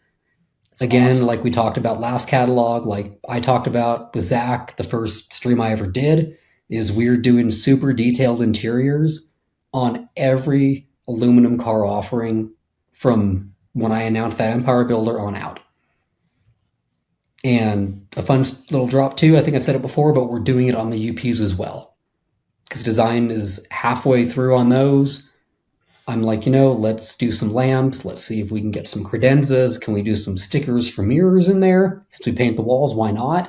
What can we do to make them even better? Yeah. So Cool. this will be a full 4-car excursion set for $17.49. And That's it a goes really with good the price. engine. Like That's- it's part of the engine's like identity almost. Like you can't It have is. one. It's can't have one without the other. That's pretty good. Like you got to think about the other options in the market. Mm-hmm.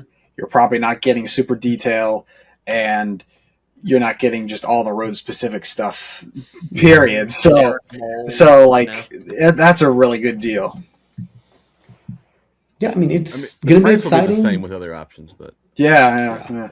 But it's the extra stuff that you're getting with the price. That's the thing that you get. Painted interiors, figures, curtains, all the 9 yards. Yep. the And we are figures looking a big into deal, boys. The figures are. We're looking into more figures. I'm looking at expanding our figure lineup. I know this isn't on topic with the 1522, but I want some modern passenger figures. I've said it on a lot of streams before, but we're actually designing them right now to get them done, cool. because we don't need walking sticks and top hats and full corsage dresses and all of that in Amfleets. So does this mean that trains that are historically now for rail fanners, they're just going to have figures of just holding phones just up in the cars? I mean, like I said, coffee cups possibly in diesels in the cab. I'm trying to see what little things we can do to just, like I say, I'm a modeler. Yeah. I get it. It's what I would want to see. It's what I've tried to do in HO scale, which is a lot harder in HO because it's a lot smaller. And turning 30, I don't know if it's just I hit that and I can't see, but it happens. Wow. So, Here we go. Here we go, boys. Here we go. I just turned 30. It's a weird thing waking up in the morning now. Coming. Gonna happen So soon. yeah, Oh, it's going to be a cool set. And as you see with a lot of stuff we've done, we don't just do cars. We don't just do engines. We try to give you the whole 9 yards, the whole package, whole shebang. And we might do it. We might not, but we might. We probably will, actually. It's not yet. Good deal. That's gonna be great for everybody. And then again, giving more of the Southerners some love, the Man of War and the Nancy Hanks. Yeah. So another kind of off ball.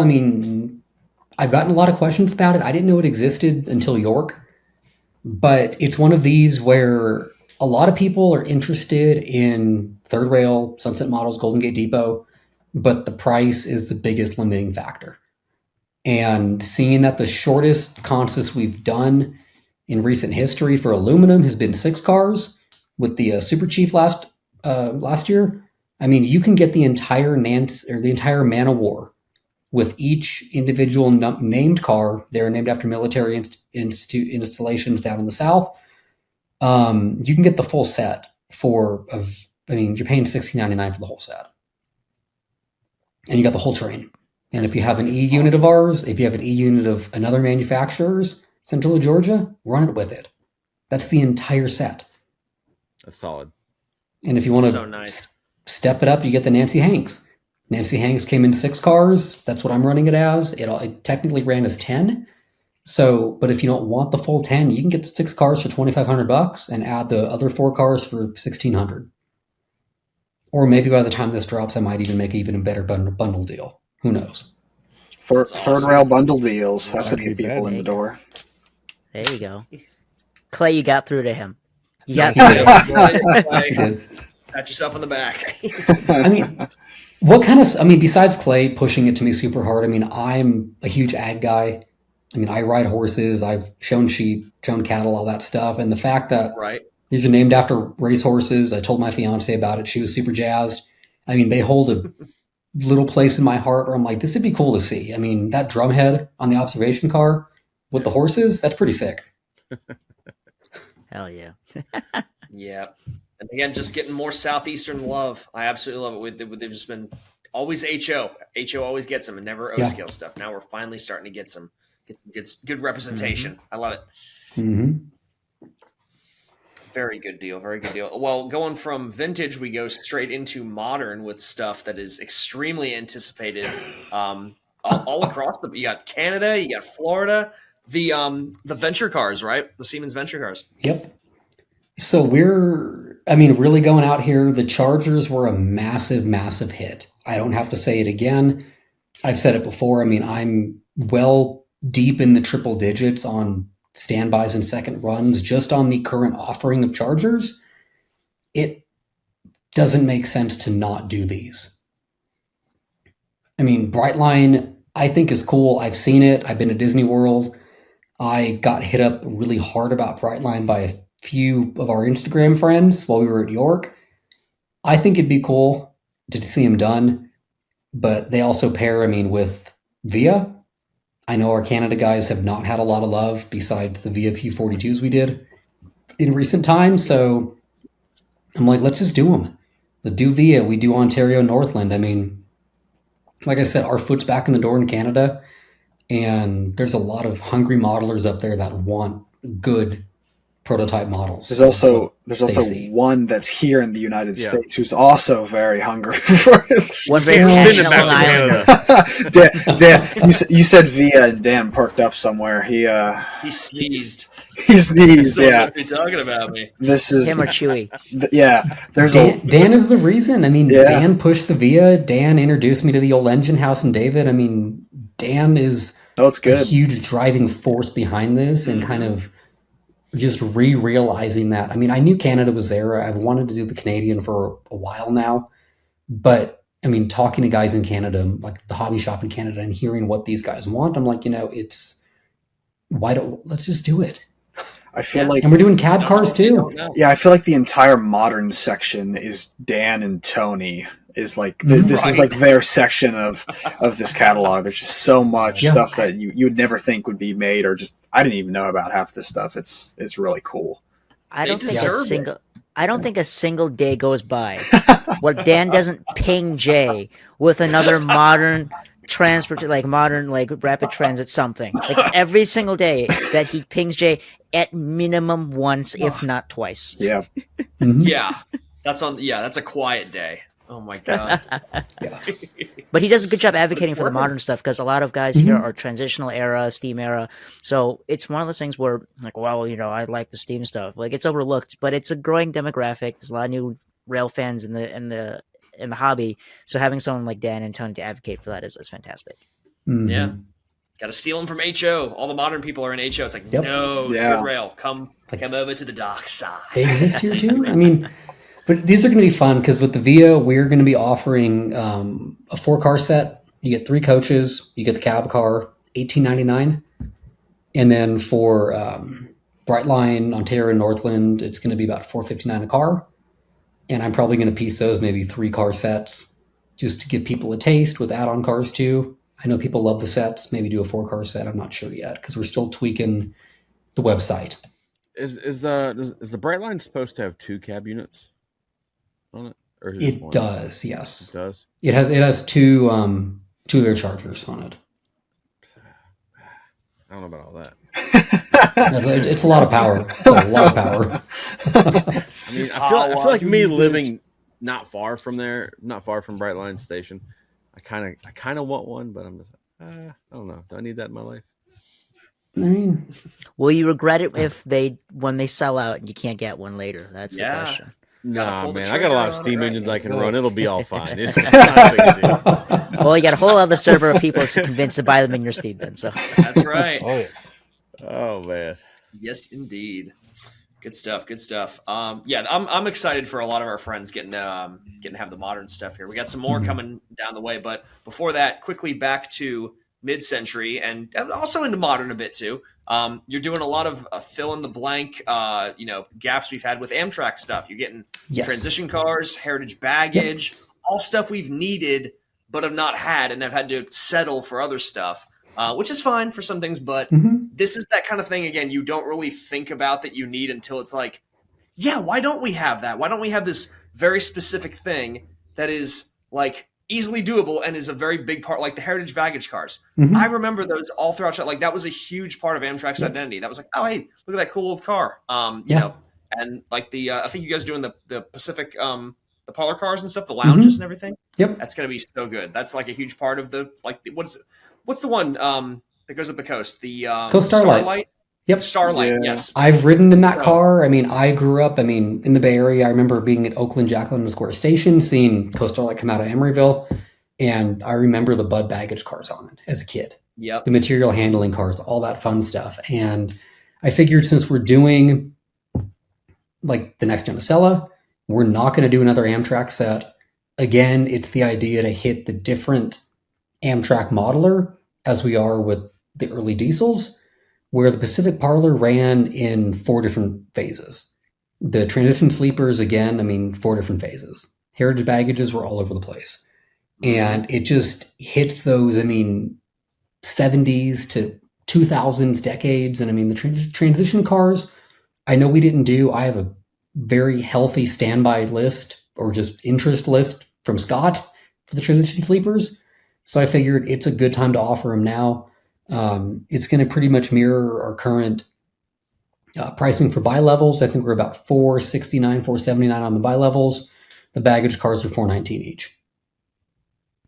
These baggage That's cars, awesome. This would be awesome. These baggage cars are very much going to be something that's needed.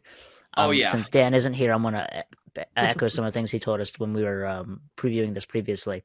You really can't get any accurate, spot-on Amtrak baggage cars.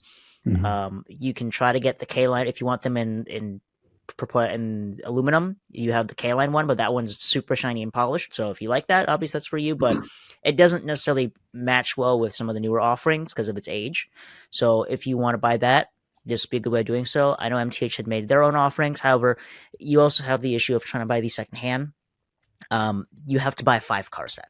There's no way to get that car single sale. Yeah. If you bought all the lovely cars from Golden Gate Depot from the previous runs, gotta get a car that's a baggage car that matches of that caliber, because it looks really weird without it. Because I look at some of the stuff you guys put out with Amtrak, I have a really hard time reminding myself that they are 3-rail pieces because they're like 2-rail or HO level of accuracy. So do yourself a favor. If you bought the Amtrak stuff previously, get this baggage car, because otherwise you're going to be doing a very annoying search secondhand and having to buy more cars than you want, or you'll get a car that won't necessarily stand up to the quality of newer stuff. So get this while you still can. You'll regret it if you don't.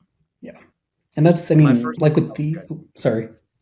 Oh, no, go ahead. I'm sorry. I was going to say, like with the baggage cars, I mean, we haven't done a lot of Amtrak, early Amtrak stuff. We've done Bud Sleepers, we've done a couple other things, slumber coaches, but there's a huge just void in the market for prototypically accurate early Amtrak. I mean, when they acquired everything from the pool, I mean, all that stuff hasn't been done. And the parlors, I am trying to figure out, from riding in the parlor, there are these glass partitions that I can picture so vividly that had like the etching of the Pacific Parlor, like the conductor or the porterman, whatever it was, like holding a tray with wine on it. I'm trying to figure out how we can do that in the car. That's awesome. In a partition.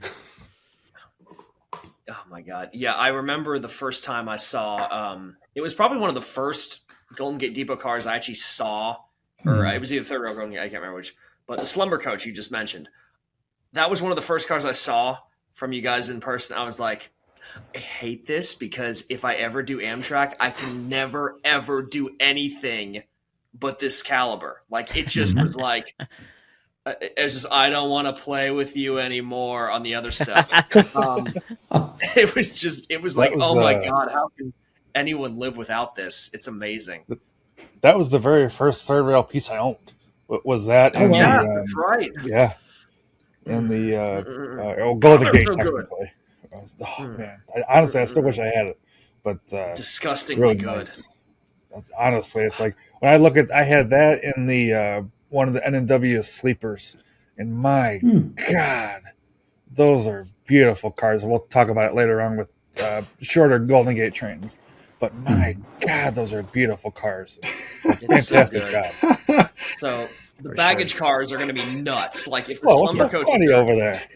listening, this you know, Mad Z's impressed when he just Mad Z says a lot of funny things, just impressive things, but just my God, that's just Mad Z's praise for, you know what I mean, man, that I was fire. trying to get that's fire out. Yeah, of it, that's but, fire. Yeah, that's fire, man. But, yes. Oh, I love it. Yeah, so those are going to blow people away. I mean, like I said, if they're going to be anywhere near the level of that, which they will be. Oh my God, you're talking about doing etchings inside of the cars. Jesus. that's going to be great. It's one of those things where I'm like, if it costs me a little more to do, let's just freaking do it. So worth I mean, it. it's I have the menu still from the wine tasting when I did it years ago. It was like $10. Taste some wine on the train. I'm like, why not? That's cool. I love it. But I don't know. We'll see what we can do. It'll be fun. Excellent. Time to hurt the modern people more with commuter cars, multi-levels. I don't even know what those things yeah. Oh my are. God. So. This is going to be the Mark, for you new guys. series, the new Commuter Classic series from Golden Gate Depot. And again, it's one of those that just the niche hasn't been hit in 3-rail. It hasn't even been hit really in HO. Rapido's doing a good job. I mean, playing the field, getting done what they need to get done, but it needs to be done in O scale.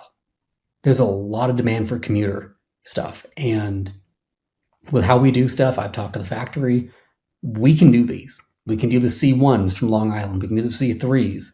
We can do the Bombardiers. We can do the Kawasaki's. We can do them all in the same run. I mean, the numbers need to be hit. They're not crazy, crazy numbers, but we can do them all. So why not do them? And I'm talking with the agencies. All the ducks are going to be in a row. So we're cooking. I love it. I bet the numbers will be met. I guarantee you they're going to meet. I think these are going to do well. The Long Island guys are ravenous for things from their Oh, area. Yeah. They're frothing right now.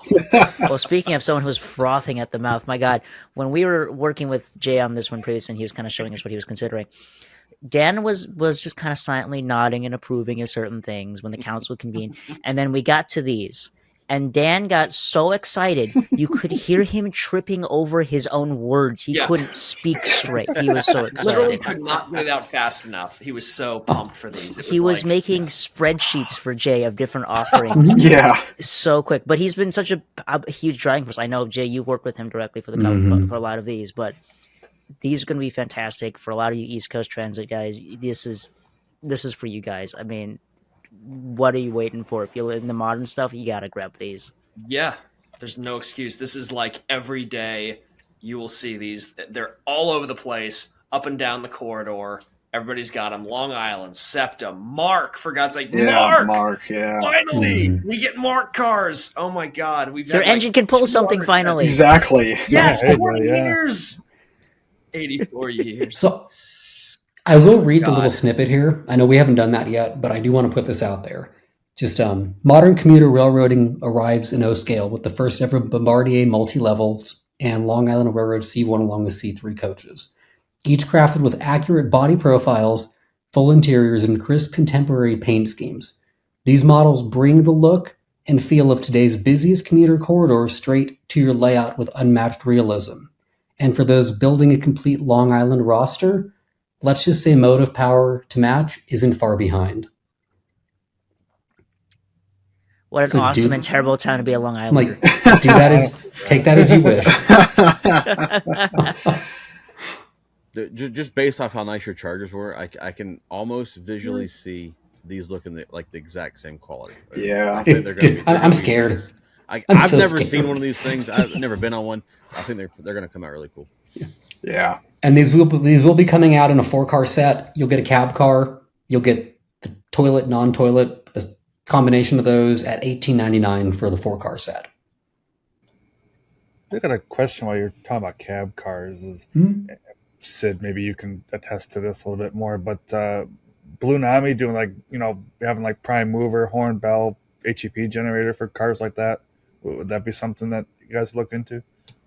You can correct me if I'm wrong, Jay. I think we were talking about all the different ways we could do this. I think, at least for some prototypes, we just settled on the idea of basic lighting to simplify things. I could be wrong, but I think that was the consensus, was just simplify the lighting with some switches underneath for like different operation and just leave it at that, so that you don't increase the cost and also probably cause a nightmare of how does this work with the rest of my train. That's exactly it. It'll be a switch. If we have ditch lights, constant, whatever it may be, we'll figure it out with the switch. But it's priced a little more than other bi-level sets, just because there is going to be more research and technology in those cab cars than we've ever done in a passenger car before. Yeah. Gotcha. Cool. Which I don't. You mentioned the price, which is funny because I think Dan knows way more about this, but like they're priced underneath what some of the existing cars I think sell for on the secondhand market. Like, there's certain, I don't know what road names they are. They sell for like $2,000+ just for a couple cars. It's crazy. Yeah. That's where we figured. I mean, I've seen some of those prices for the other Bombardiers. I mean, the K-Line did a bang up job on them. I mean, hats off to them. They did a hell of a job on those cars. But they fetch premiums in almost $2,000 for 4 cars. So I'm like, if we're coming in at $1,900 for the 4-car set, and we have modern tech, we have modern interiors. I mean, I think it's a pretty fair price. For sure. Definitely. And 054 with these too. You can fit this on a lot of stuff. Yep. That is fantastic. Yeah, I love it. Love it. Love it. I like the next thing too on the list.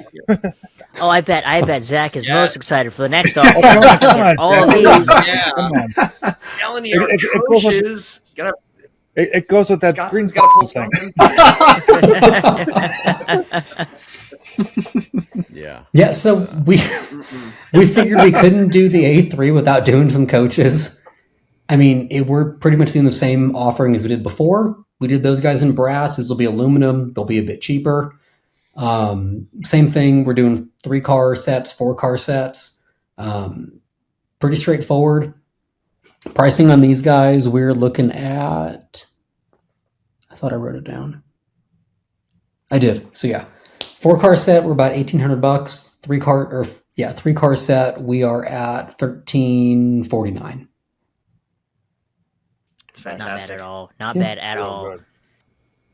Well, considering how hard it is again to find, secondhand market anything European over here, 3rd rail, 2 rail. I mean, people have to, you got to convert stuff. You got to settle for I should have got to find single coaches, all that kind of stuff. So this is right here, right now. I should have asked. Again, this. we did. Oh, you go. I was gonna say we did probably 500 of these cars back in 2009 when we did the A3, but I would say probably 450 of them are over in Europe. Wow. There you go. And all 2 rail. Yeah. I don't Wow. know. We did less than a dozen sets in 3 rail. I should have. We could have asked this before, but we can ask it now. The A3, there's the Pacifics, and then these cars in 3 rail. Will they have the European couplers, or are they going to have the American couplers on them? I feel like it could go either way, but I thought I might as well ask. We'll have Good both question. in the box. Okay. It'll be a mount that you can put both of them on. I mean, I of course would go for the European because they're prototypical, exactly. and you're not going to be tossing them with. I mean, anything else. Yeah. We'll see what we do there, but Okay. you'll have the option to. I mean, if you want it, you have it. Cool.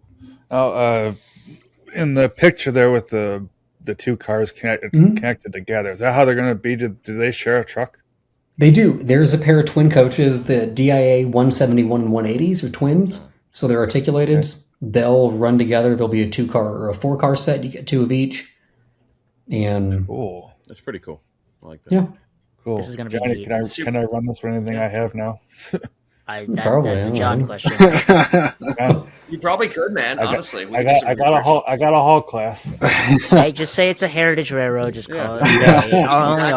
Only RJ will be mad. But, Oh yeah, he's screaming into the microphone right now. yes. Oh, man. I don't think I told him about these. He doesn't know about these guys. Oh. He will now. Oh boy, yeah, he knows He will about it now. I will say for those who collect the 3 rail stuff in terms of like the UK in terms of passenger cars, the only thing you can buy secondhand that's even slightly comparable would be stuff from Darstead. Now those are beautiful models, and it's for a very specific collector. They are 3 rail, but those are for those who like more of a tin plate style of train. They're not really as much as a realistic prototypical model with interiors. Those are usually just nicely painted cars, give the general impression of the train, but no interiors. This one will give you the full experience. So if you're looking for something, there really is no comparable model secondhand to these particular ones. Yeah, this could be something entirely new we haven't really seen before. So this is going to be very, very much needed, isn't it? For sure.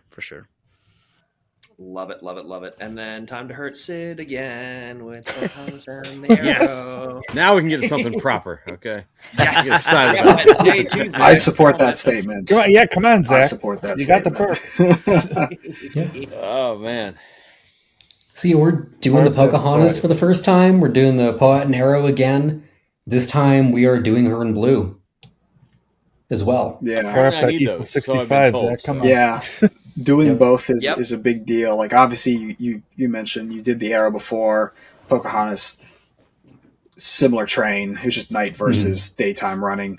But having the blue, not only for diesel service, but there's a very small amount of accurate N&W 759 nickel plate Berks that Mr. Muffin did with Lionel, and it pulled the last Pocahontas, and it had the blue train, and so that's Right. And we got those made recently, and someone owns them. Someone owns the end. Am I the only one in here that owns one?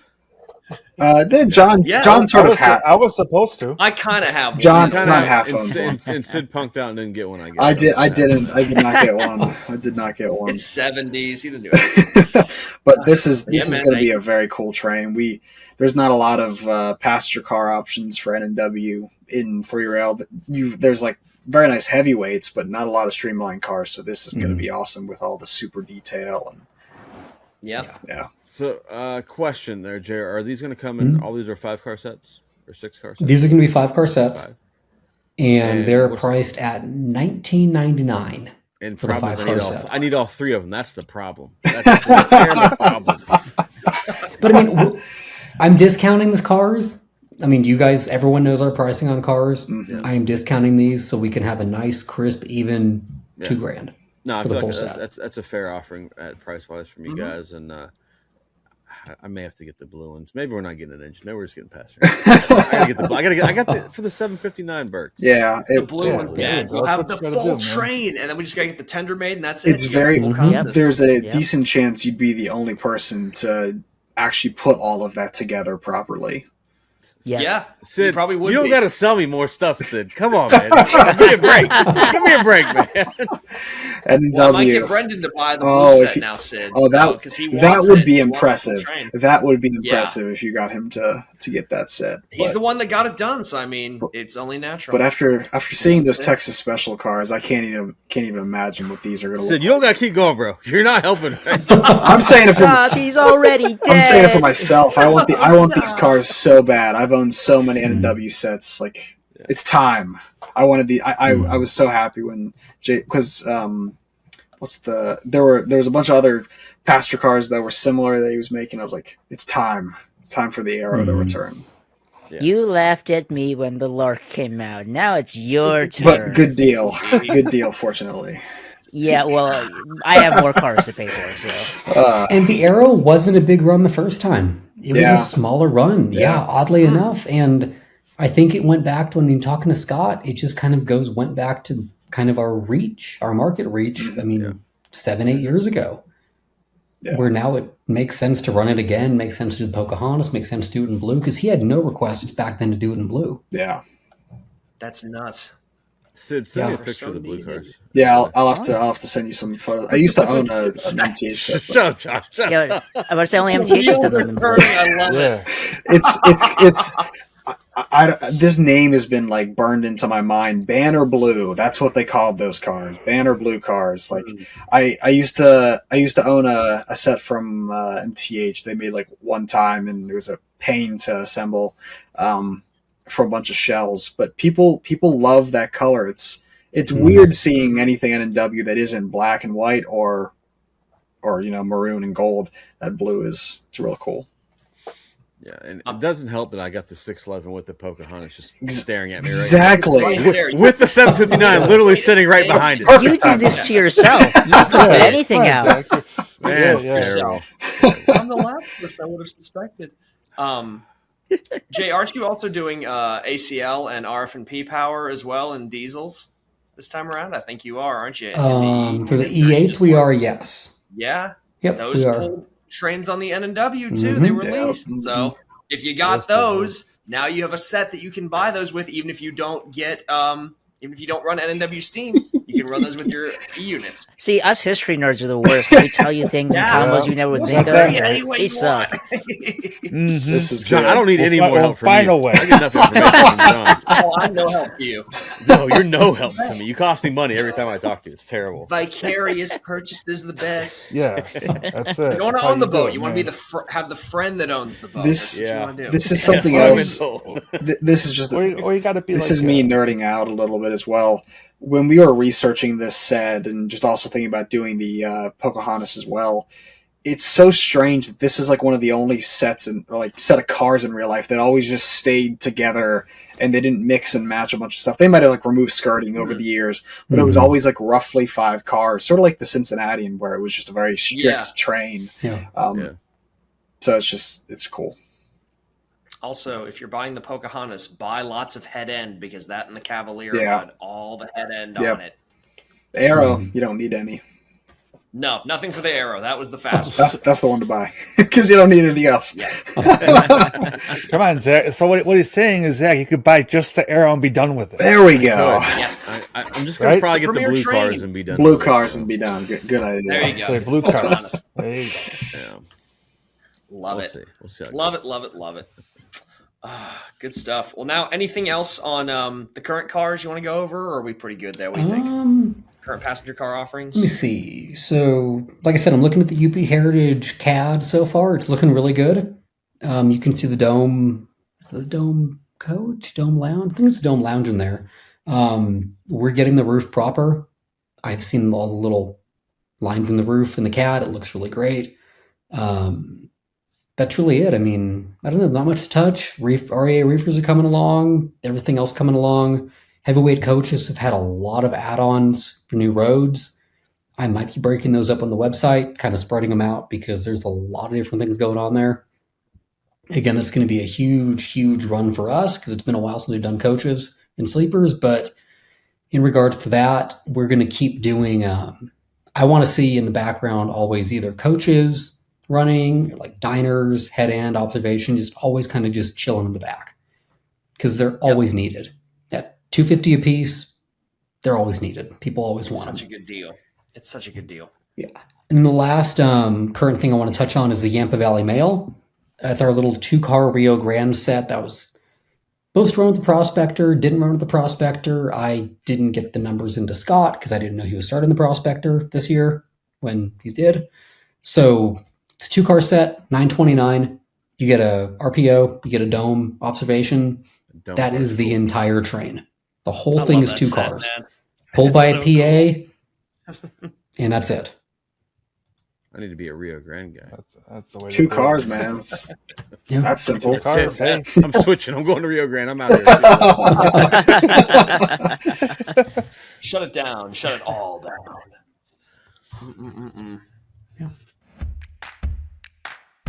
Enjoying this week's topic? You can join in on the conversation too on our community Discord server. We have a lot of different discussion channels ranging from showing off your collection, discussing the latest and greatest in the industry, a buy and sell forum, and even a voice channel you can hop on call and talk trains with us late into the night. We're a little over 300 strong and we'll love to have you join us too. Check out the invite link to our community Discord down in the show notes. Read and acknowledge the rules, and introduce yourself and start chatting. We have a great team of moderators who make sure all are welcomed and respected. So what are you waiting for? Come on down and join us in on the fun, and let's talk some trains.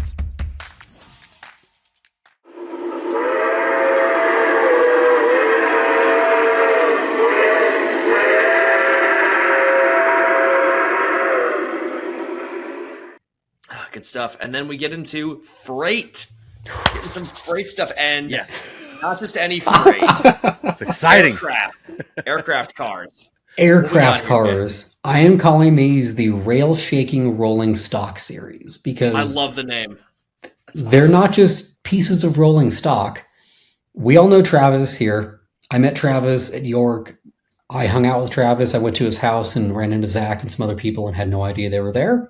And then spent my last night at York over at Lower Susquehanna and had a good time. But Travis, in what he's done with the way he engineers, with the way he does things, sold me on this idea of doing a Bluetooth sound car, but doing it prototypically accurate.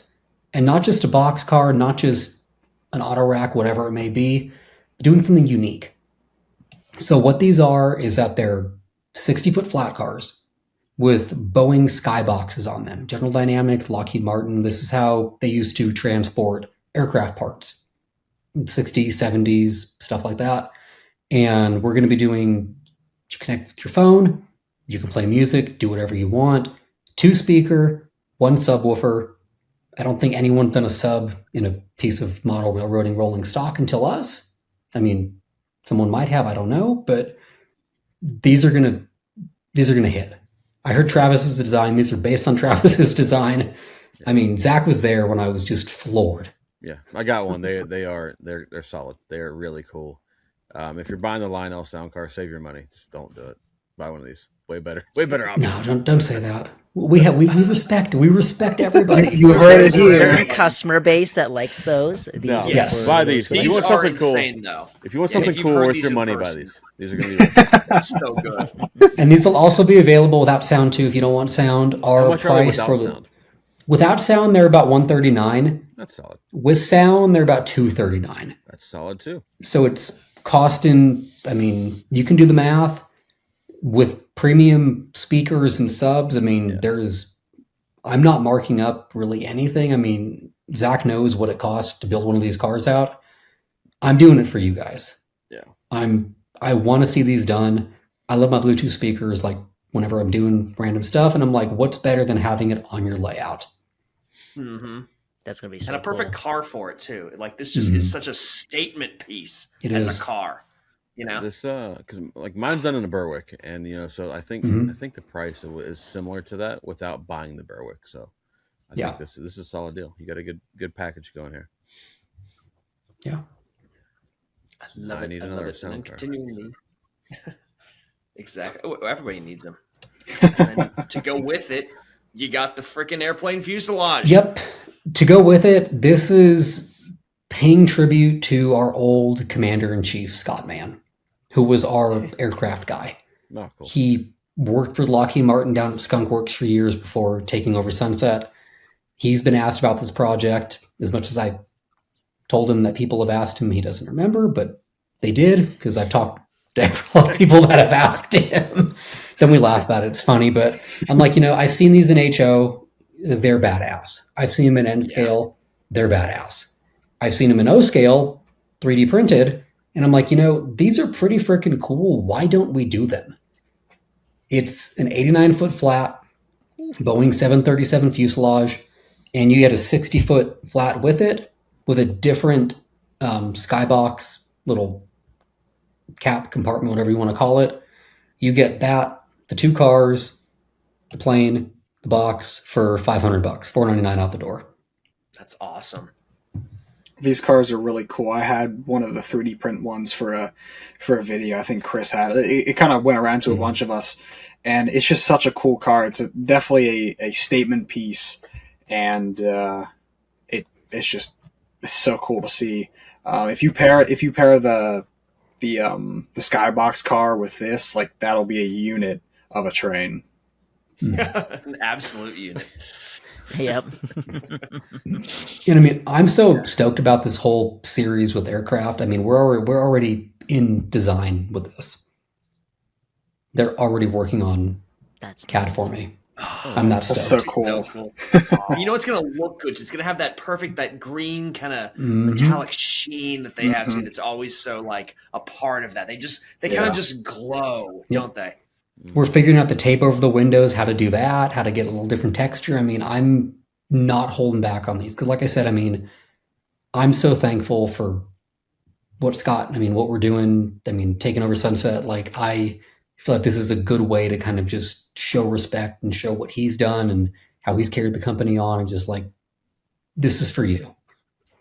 Yeah, I love it. That's These are pretty awesome. cool. I like these. I love just kind of poking at Scott a bit here. I love how when you posted photos of when the Chargers were ready to go out, or use it P42s with the Chargers, all the boxes lined up in the warehouse. I'm like, is this Jay's warehouse or is this Scott's warehouse? And you just see all the RC aircraft on the wall. Like, oh, this is Scott. That's Scott without a doubt. Yeah, Definitely. it's That's fun. He awesome. likes his planes. He loves his planes. He was out flying the other day when I talked to him this morning. He's That's like, oh, yeah, I had a good fantastic. weekend. I'm like, great. I'm like, that's awesome. You can retire now and just fly and have fun. Fly away, Scott. Be free. Be free. Oh my god. Oh man. And then rounding off the rolling stock here, you Mhm. got 53 spline cars too. So kind of keeping the flat car trend going, right? We're keeping the flat car trend going. I've gotten so many requests for spline cars. I mean, this goes back to kind of getting my feet wet at O-Scale March Meet. I've heard about these for, I mean, what are we going on, 9 months now? And I'm like, we need to just do them because MTH did a great job in their 48s. I mean, other manufacturers have done other length, great. But for some reason, nobody's really touched the 53s. So why not do them? No, it makes Fill that sense. gap, man. Yeah. Yep.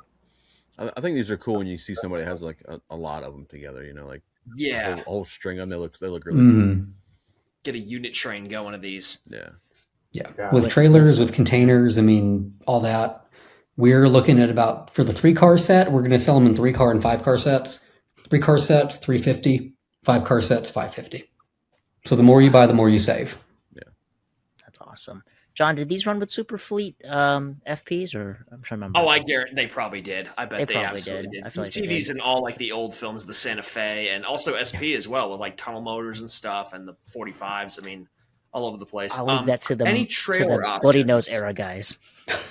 Yes, Bloody Nose era. Yes. No. Not the SP. Yeah. No. No. I wasn't targeting no you more. for once. I'm just saying in general. I know, but Can't no help it, more, you do that please. too, man. Come on. Oh man. Yeah. Any trailer options? What are we thinking for these, Jay? Anything like that, or? We're still figuring that out if we do individual trailers. I know other manufacturers do individual trailers. Again, it's coming from that place of respect. I mean, we've been around, I think, second longest in O-Scale, but I'm new to the game, so I'm still trying to get my feet wet and make sure I don't piss anybody off. So, That's I mean, fair. to be frank, Perfectly to be fair. honest, I mean, I'm just going to be honest about it. Because that's what it is. I just want to play nice because the HO guys play super nice. I mean, they complement each other. Like I always say, I mean, run our stuff with their stuff. That's where I'm at with this. Is if someone's doing trailers, containers individually, let them do them because they've been doing them and they've been working. There you go. Sounds good. And it gives you a lot of freedom for customizing too. You just buy a bunch of flat It does. cars, and then if you got a bunch of trailers you want, just slap them right on there. Yep. There you go. Or honestly, Good even deal. just the white, the way you have it in the picture. Yeah, just the get a generic bunch of white ones, those. too. You Yeah. can just go Yep. with that. You see that again? That's a real photo of them right there. Yeah. Mhm. Just Yeah. like that. Love it. Love it. Love it. Love it. Yeah, we're coming to the end here. That's pretty much it. Anything else you want to touch on? Any of the HO stuff or anything for those guys, or any last little closing remarks? Yeah, I mean, the HON3 stuff, we're expecting that coming in next summer, summer 26. It's an exciting project. We haven't been in HON3 in about 35 years, but there's a void in the market, so we're here to fill it. HO scale 80-foot Harrimans are arriving in the next month or so, probably month and a half.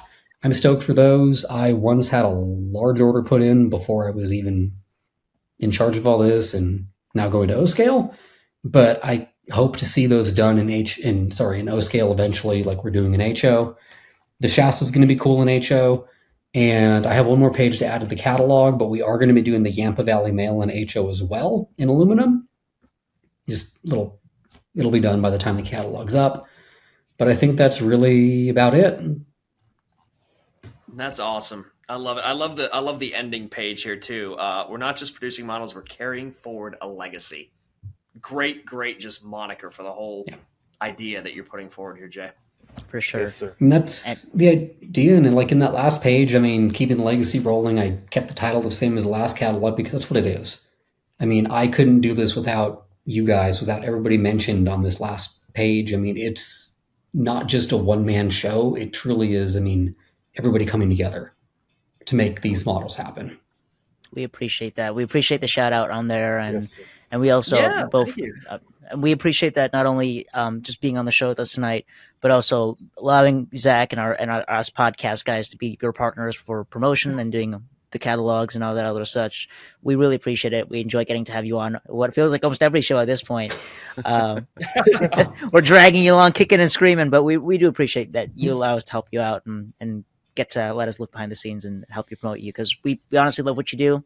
We think you deserve it, and we have a blast doing it as well. I mean, like I said, you guys are friends.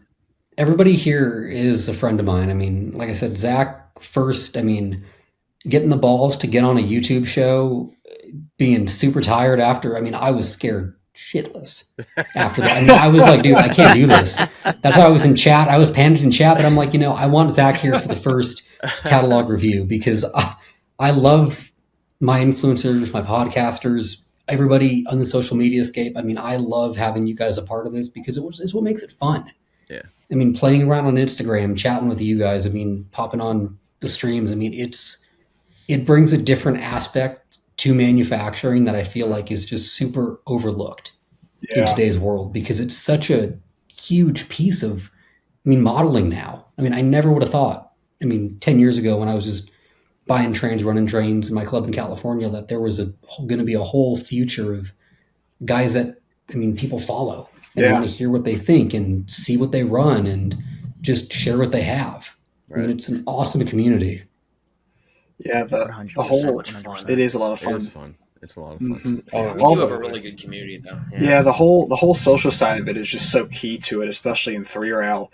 And you just have all these different outlets. You have podcasts like this. You have Zach's podcast. Zach has probably one of the best, weekly live streams out there. Yes. It happens every week. Yeah.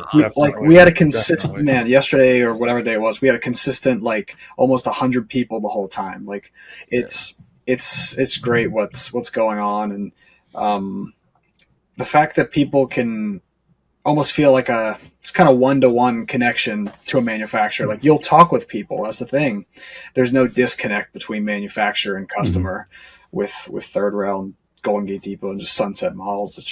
It's so cool, and we're happy to have you on here, and we're excited to see what comes from all of this, because once the stuff starts coming in and you start producing stuff, and also more catalogs in the future, I feel like the sky's the limit. There's so much coming our way. Lots of empty wallets will be Yeah. yeah. That's all right. Yeah. That's why I put that last photo on the back cover. Last time I did Johnny's Harriman car just kind of departing, but the idea behind that back cover photo was, this is what we've done just in the past year. Yeah. Who knows what's to come? CF7, that's what's to come. I'm looking at a business card right now sitting on my desk that says CF7s. Attaboy. My crazy messy handwriting that's been there since one of our first conversations. I wrote that down months ago, and I look at it all the time. Dude, and they will happen, but just not yet. Yeah, I'm giving you a hard time. But no, I'm excited, man. I'm excited. I love it. Yeah. I'll get a blue and freight one, Santa Fe. Yeah. There you go. Yep. On the stream, right here, right now. Clip it. happen. Clip it now. Yeah, Yep. do it right now. Right now. Wait It's over. happening, right, Zach? You That's it. hearing this? That's it. Yeah. It's great. We do have such a good relationship, because it's such a great symbiotic thing, because we want to buy models. As modelers, we want to buy stuff. We know what we want to buy, and it helps you guys, because then you guys can sell stuff. You produce stuff that everybody wants, and then everybody wins. It's great. So we appreciate you so much just listening to us and being so open and just friendly with us. Like I said, we think of you as a friend as well, all of us. It's 100%. It's great. It's such a great relationship to have in so many ways. So thank you so much. Of course. Yes, thank you. Yeah. Thank you, Yeah, man. big thanks. Yes, indeed. And Zach, thank you for being here too. Like I said, long time coming with this. Yeah, absolutely, man. I Honestly. want to do some more stuff, I think, going forward with the two podcasts and everything. So maybe we'll see down the road. We'll have you on. We'll have you on, just you, and we'll poke fun at you the entire time. We promise. Just remember, I poked back, so it's Gotta do it, man. Oh, I We know. wouldn't have it any other way. No, sir. The best part. Hell yeah. Speaking All right. of poking fun there, Johnny, I did listen to the Mike Reagan episode, and I did enjoy him poking fun at you about ballasting a service. I hate it, dude. I hate it. Even at the bunker, I still hate it. I tell everyone, I tell when guys help me with ballasting at the bunker, I'm like, okay, you can do everything else. Leave the switches alone. I'm doing those. If it goes wrong, it's my fault. It's one of my favorite episodes. I've listened to it several times. My favorite part is when Rochford gets Mike Reagan's last name wrong calls him within Regan? seconds. Regan, He yeah. spent literal the first 20 minutes. I was like, okay, it's Reagan. It's Reagan, and he screws it up the first 10 seconds, and then gets chewed out for it. But He's Mike a great guy. I Regan, love him. it was great. Like we were talking, like all this. He's like, it's Mike Reagan. You know, and the first thing, oh, we got Mike Regan here. I'm like, oh my god, Matt, you did not, you did not just do that. He's got that comedian's name burned in his brain. He can't say it any other way. Oh, That's Brian it. Regan, just the guy that's just. Yeah. What do you mean? Oh my god. Looking for something different? Need a gift for a fellow rail fan? Well, folks, look no further. NPL Customs is your source for all railroading decor. Handcrafted, made in the USA, and veteran-owned. Their products made for rail fans by rail fans. I personally have a set of coasters from them that I absolutely love. Find them on Etsy at NPL Customs and use code MMPodcast at checkout to save 10%. NPL Customs, quality since 2017.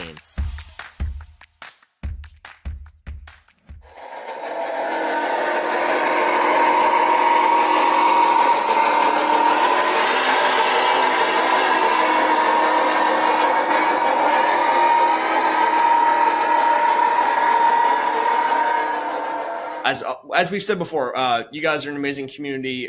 We have an amazing community in general. We'd like to take a moment to shout out some fantastic people who have boosted the server and helped keep the lights on at the Miniature Models podcast.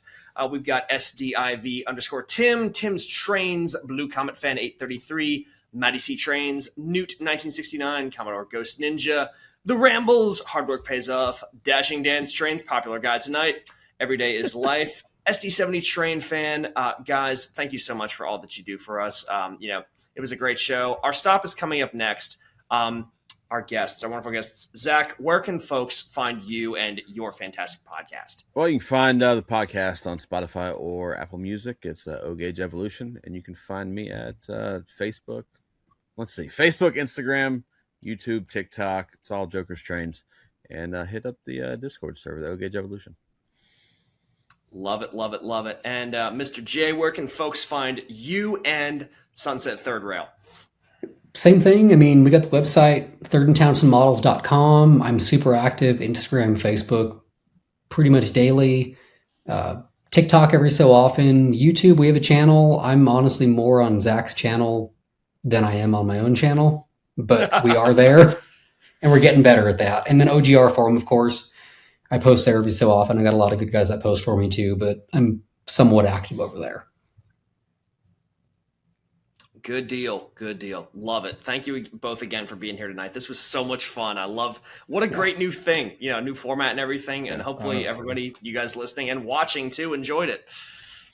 Absolutely. It's a great catalog. I'm not so happy about what I'm going to have to order out of this one, but I think it goes for all of us. this catalog, you beat your July catalog, and I am actually looking forward to this coming July's catalog. So. This was a big catalog. I mean, we're clocking it almost 70 pages. I was shocked when I was making it. You brought the thunder with that one, so good job, man. July will be a little more toned down. We can't do 70 again. That was a lot. No, do not do 70 again. Oh my god. We'll keep it chill. Yeah. Oh god, I love it. Well, if you'd like to get more of the hosts off the air, Johnny, where can folks find you, sir? You can find me at Audamus. That's AUDAMUS on YouTube, and then on Instagram at Audamus_Trainz, and Facebook by the same name. Still working on some videos for the YouTube channel. You know how it is. I'm a yearly YouTuber. Instagram, I'm a lot more active. But last but not least, you can find me on the Miniature Models Community Podcast Discord server, why I am reading and responding to all of your posts and making a fool of myself in the voice chat. So come on down. It's lots of fun. Love it. Absolutely love it. Mr. Matt Z, where can folks find you? You can find me on YouTube under Matt-TrainLover9943. Facebook, when I remember to use it, at the same name. Instagram, Matt's.hobbies. And like Johnny said, always in the Discord servers, the Miniature Models, Zach's, all of them. So definitely come on down. Fantastic. Yep, can find you all over the place. Love it. Mr. Sid, where can folks find you, my good sir? You can find me on YouTube under the channel Sid's Trainz. On Instagram, I'm Sydney's Trainz. And on Discord, I'm also Sid's Trainz. I'm in the Miniature Models podcast server and the O-Gauge Evolution Discord server. So come check out all the Discord servers. They're great communities and lots of fun going on in there. Yes, indeed. And as well, you can find me on YouTube as RetroMikado, Instagram as RetroMikado96, and just like my fellow hosts on the MMP Discord server under RetroMikado. If you haven't joined yet, why not? It's a fantastic place, and we love talking with all y'all in there. We appreciate you guys all so much. As we always say, it's the listeners who inspire us to keep the show going, and we make the show for all of you. And with that being said, have a wonderful night, everybody. Wishing you green boards and dry rails, as always. Good night, everybody. Take care, everyone. Take care, everyone. As Zach would say, holla at y'all. Holla at you. There you go.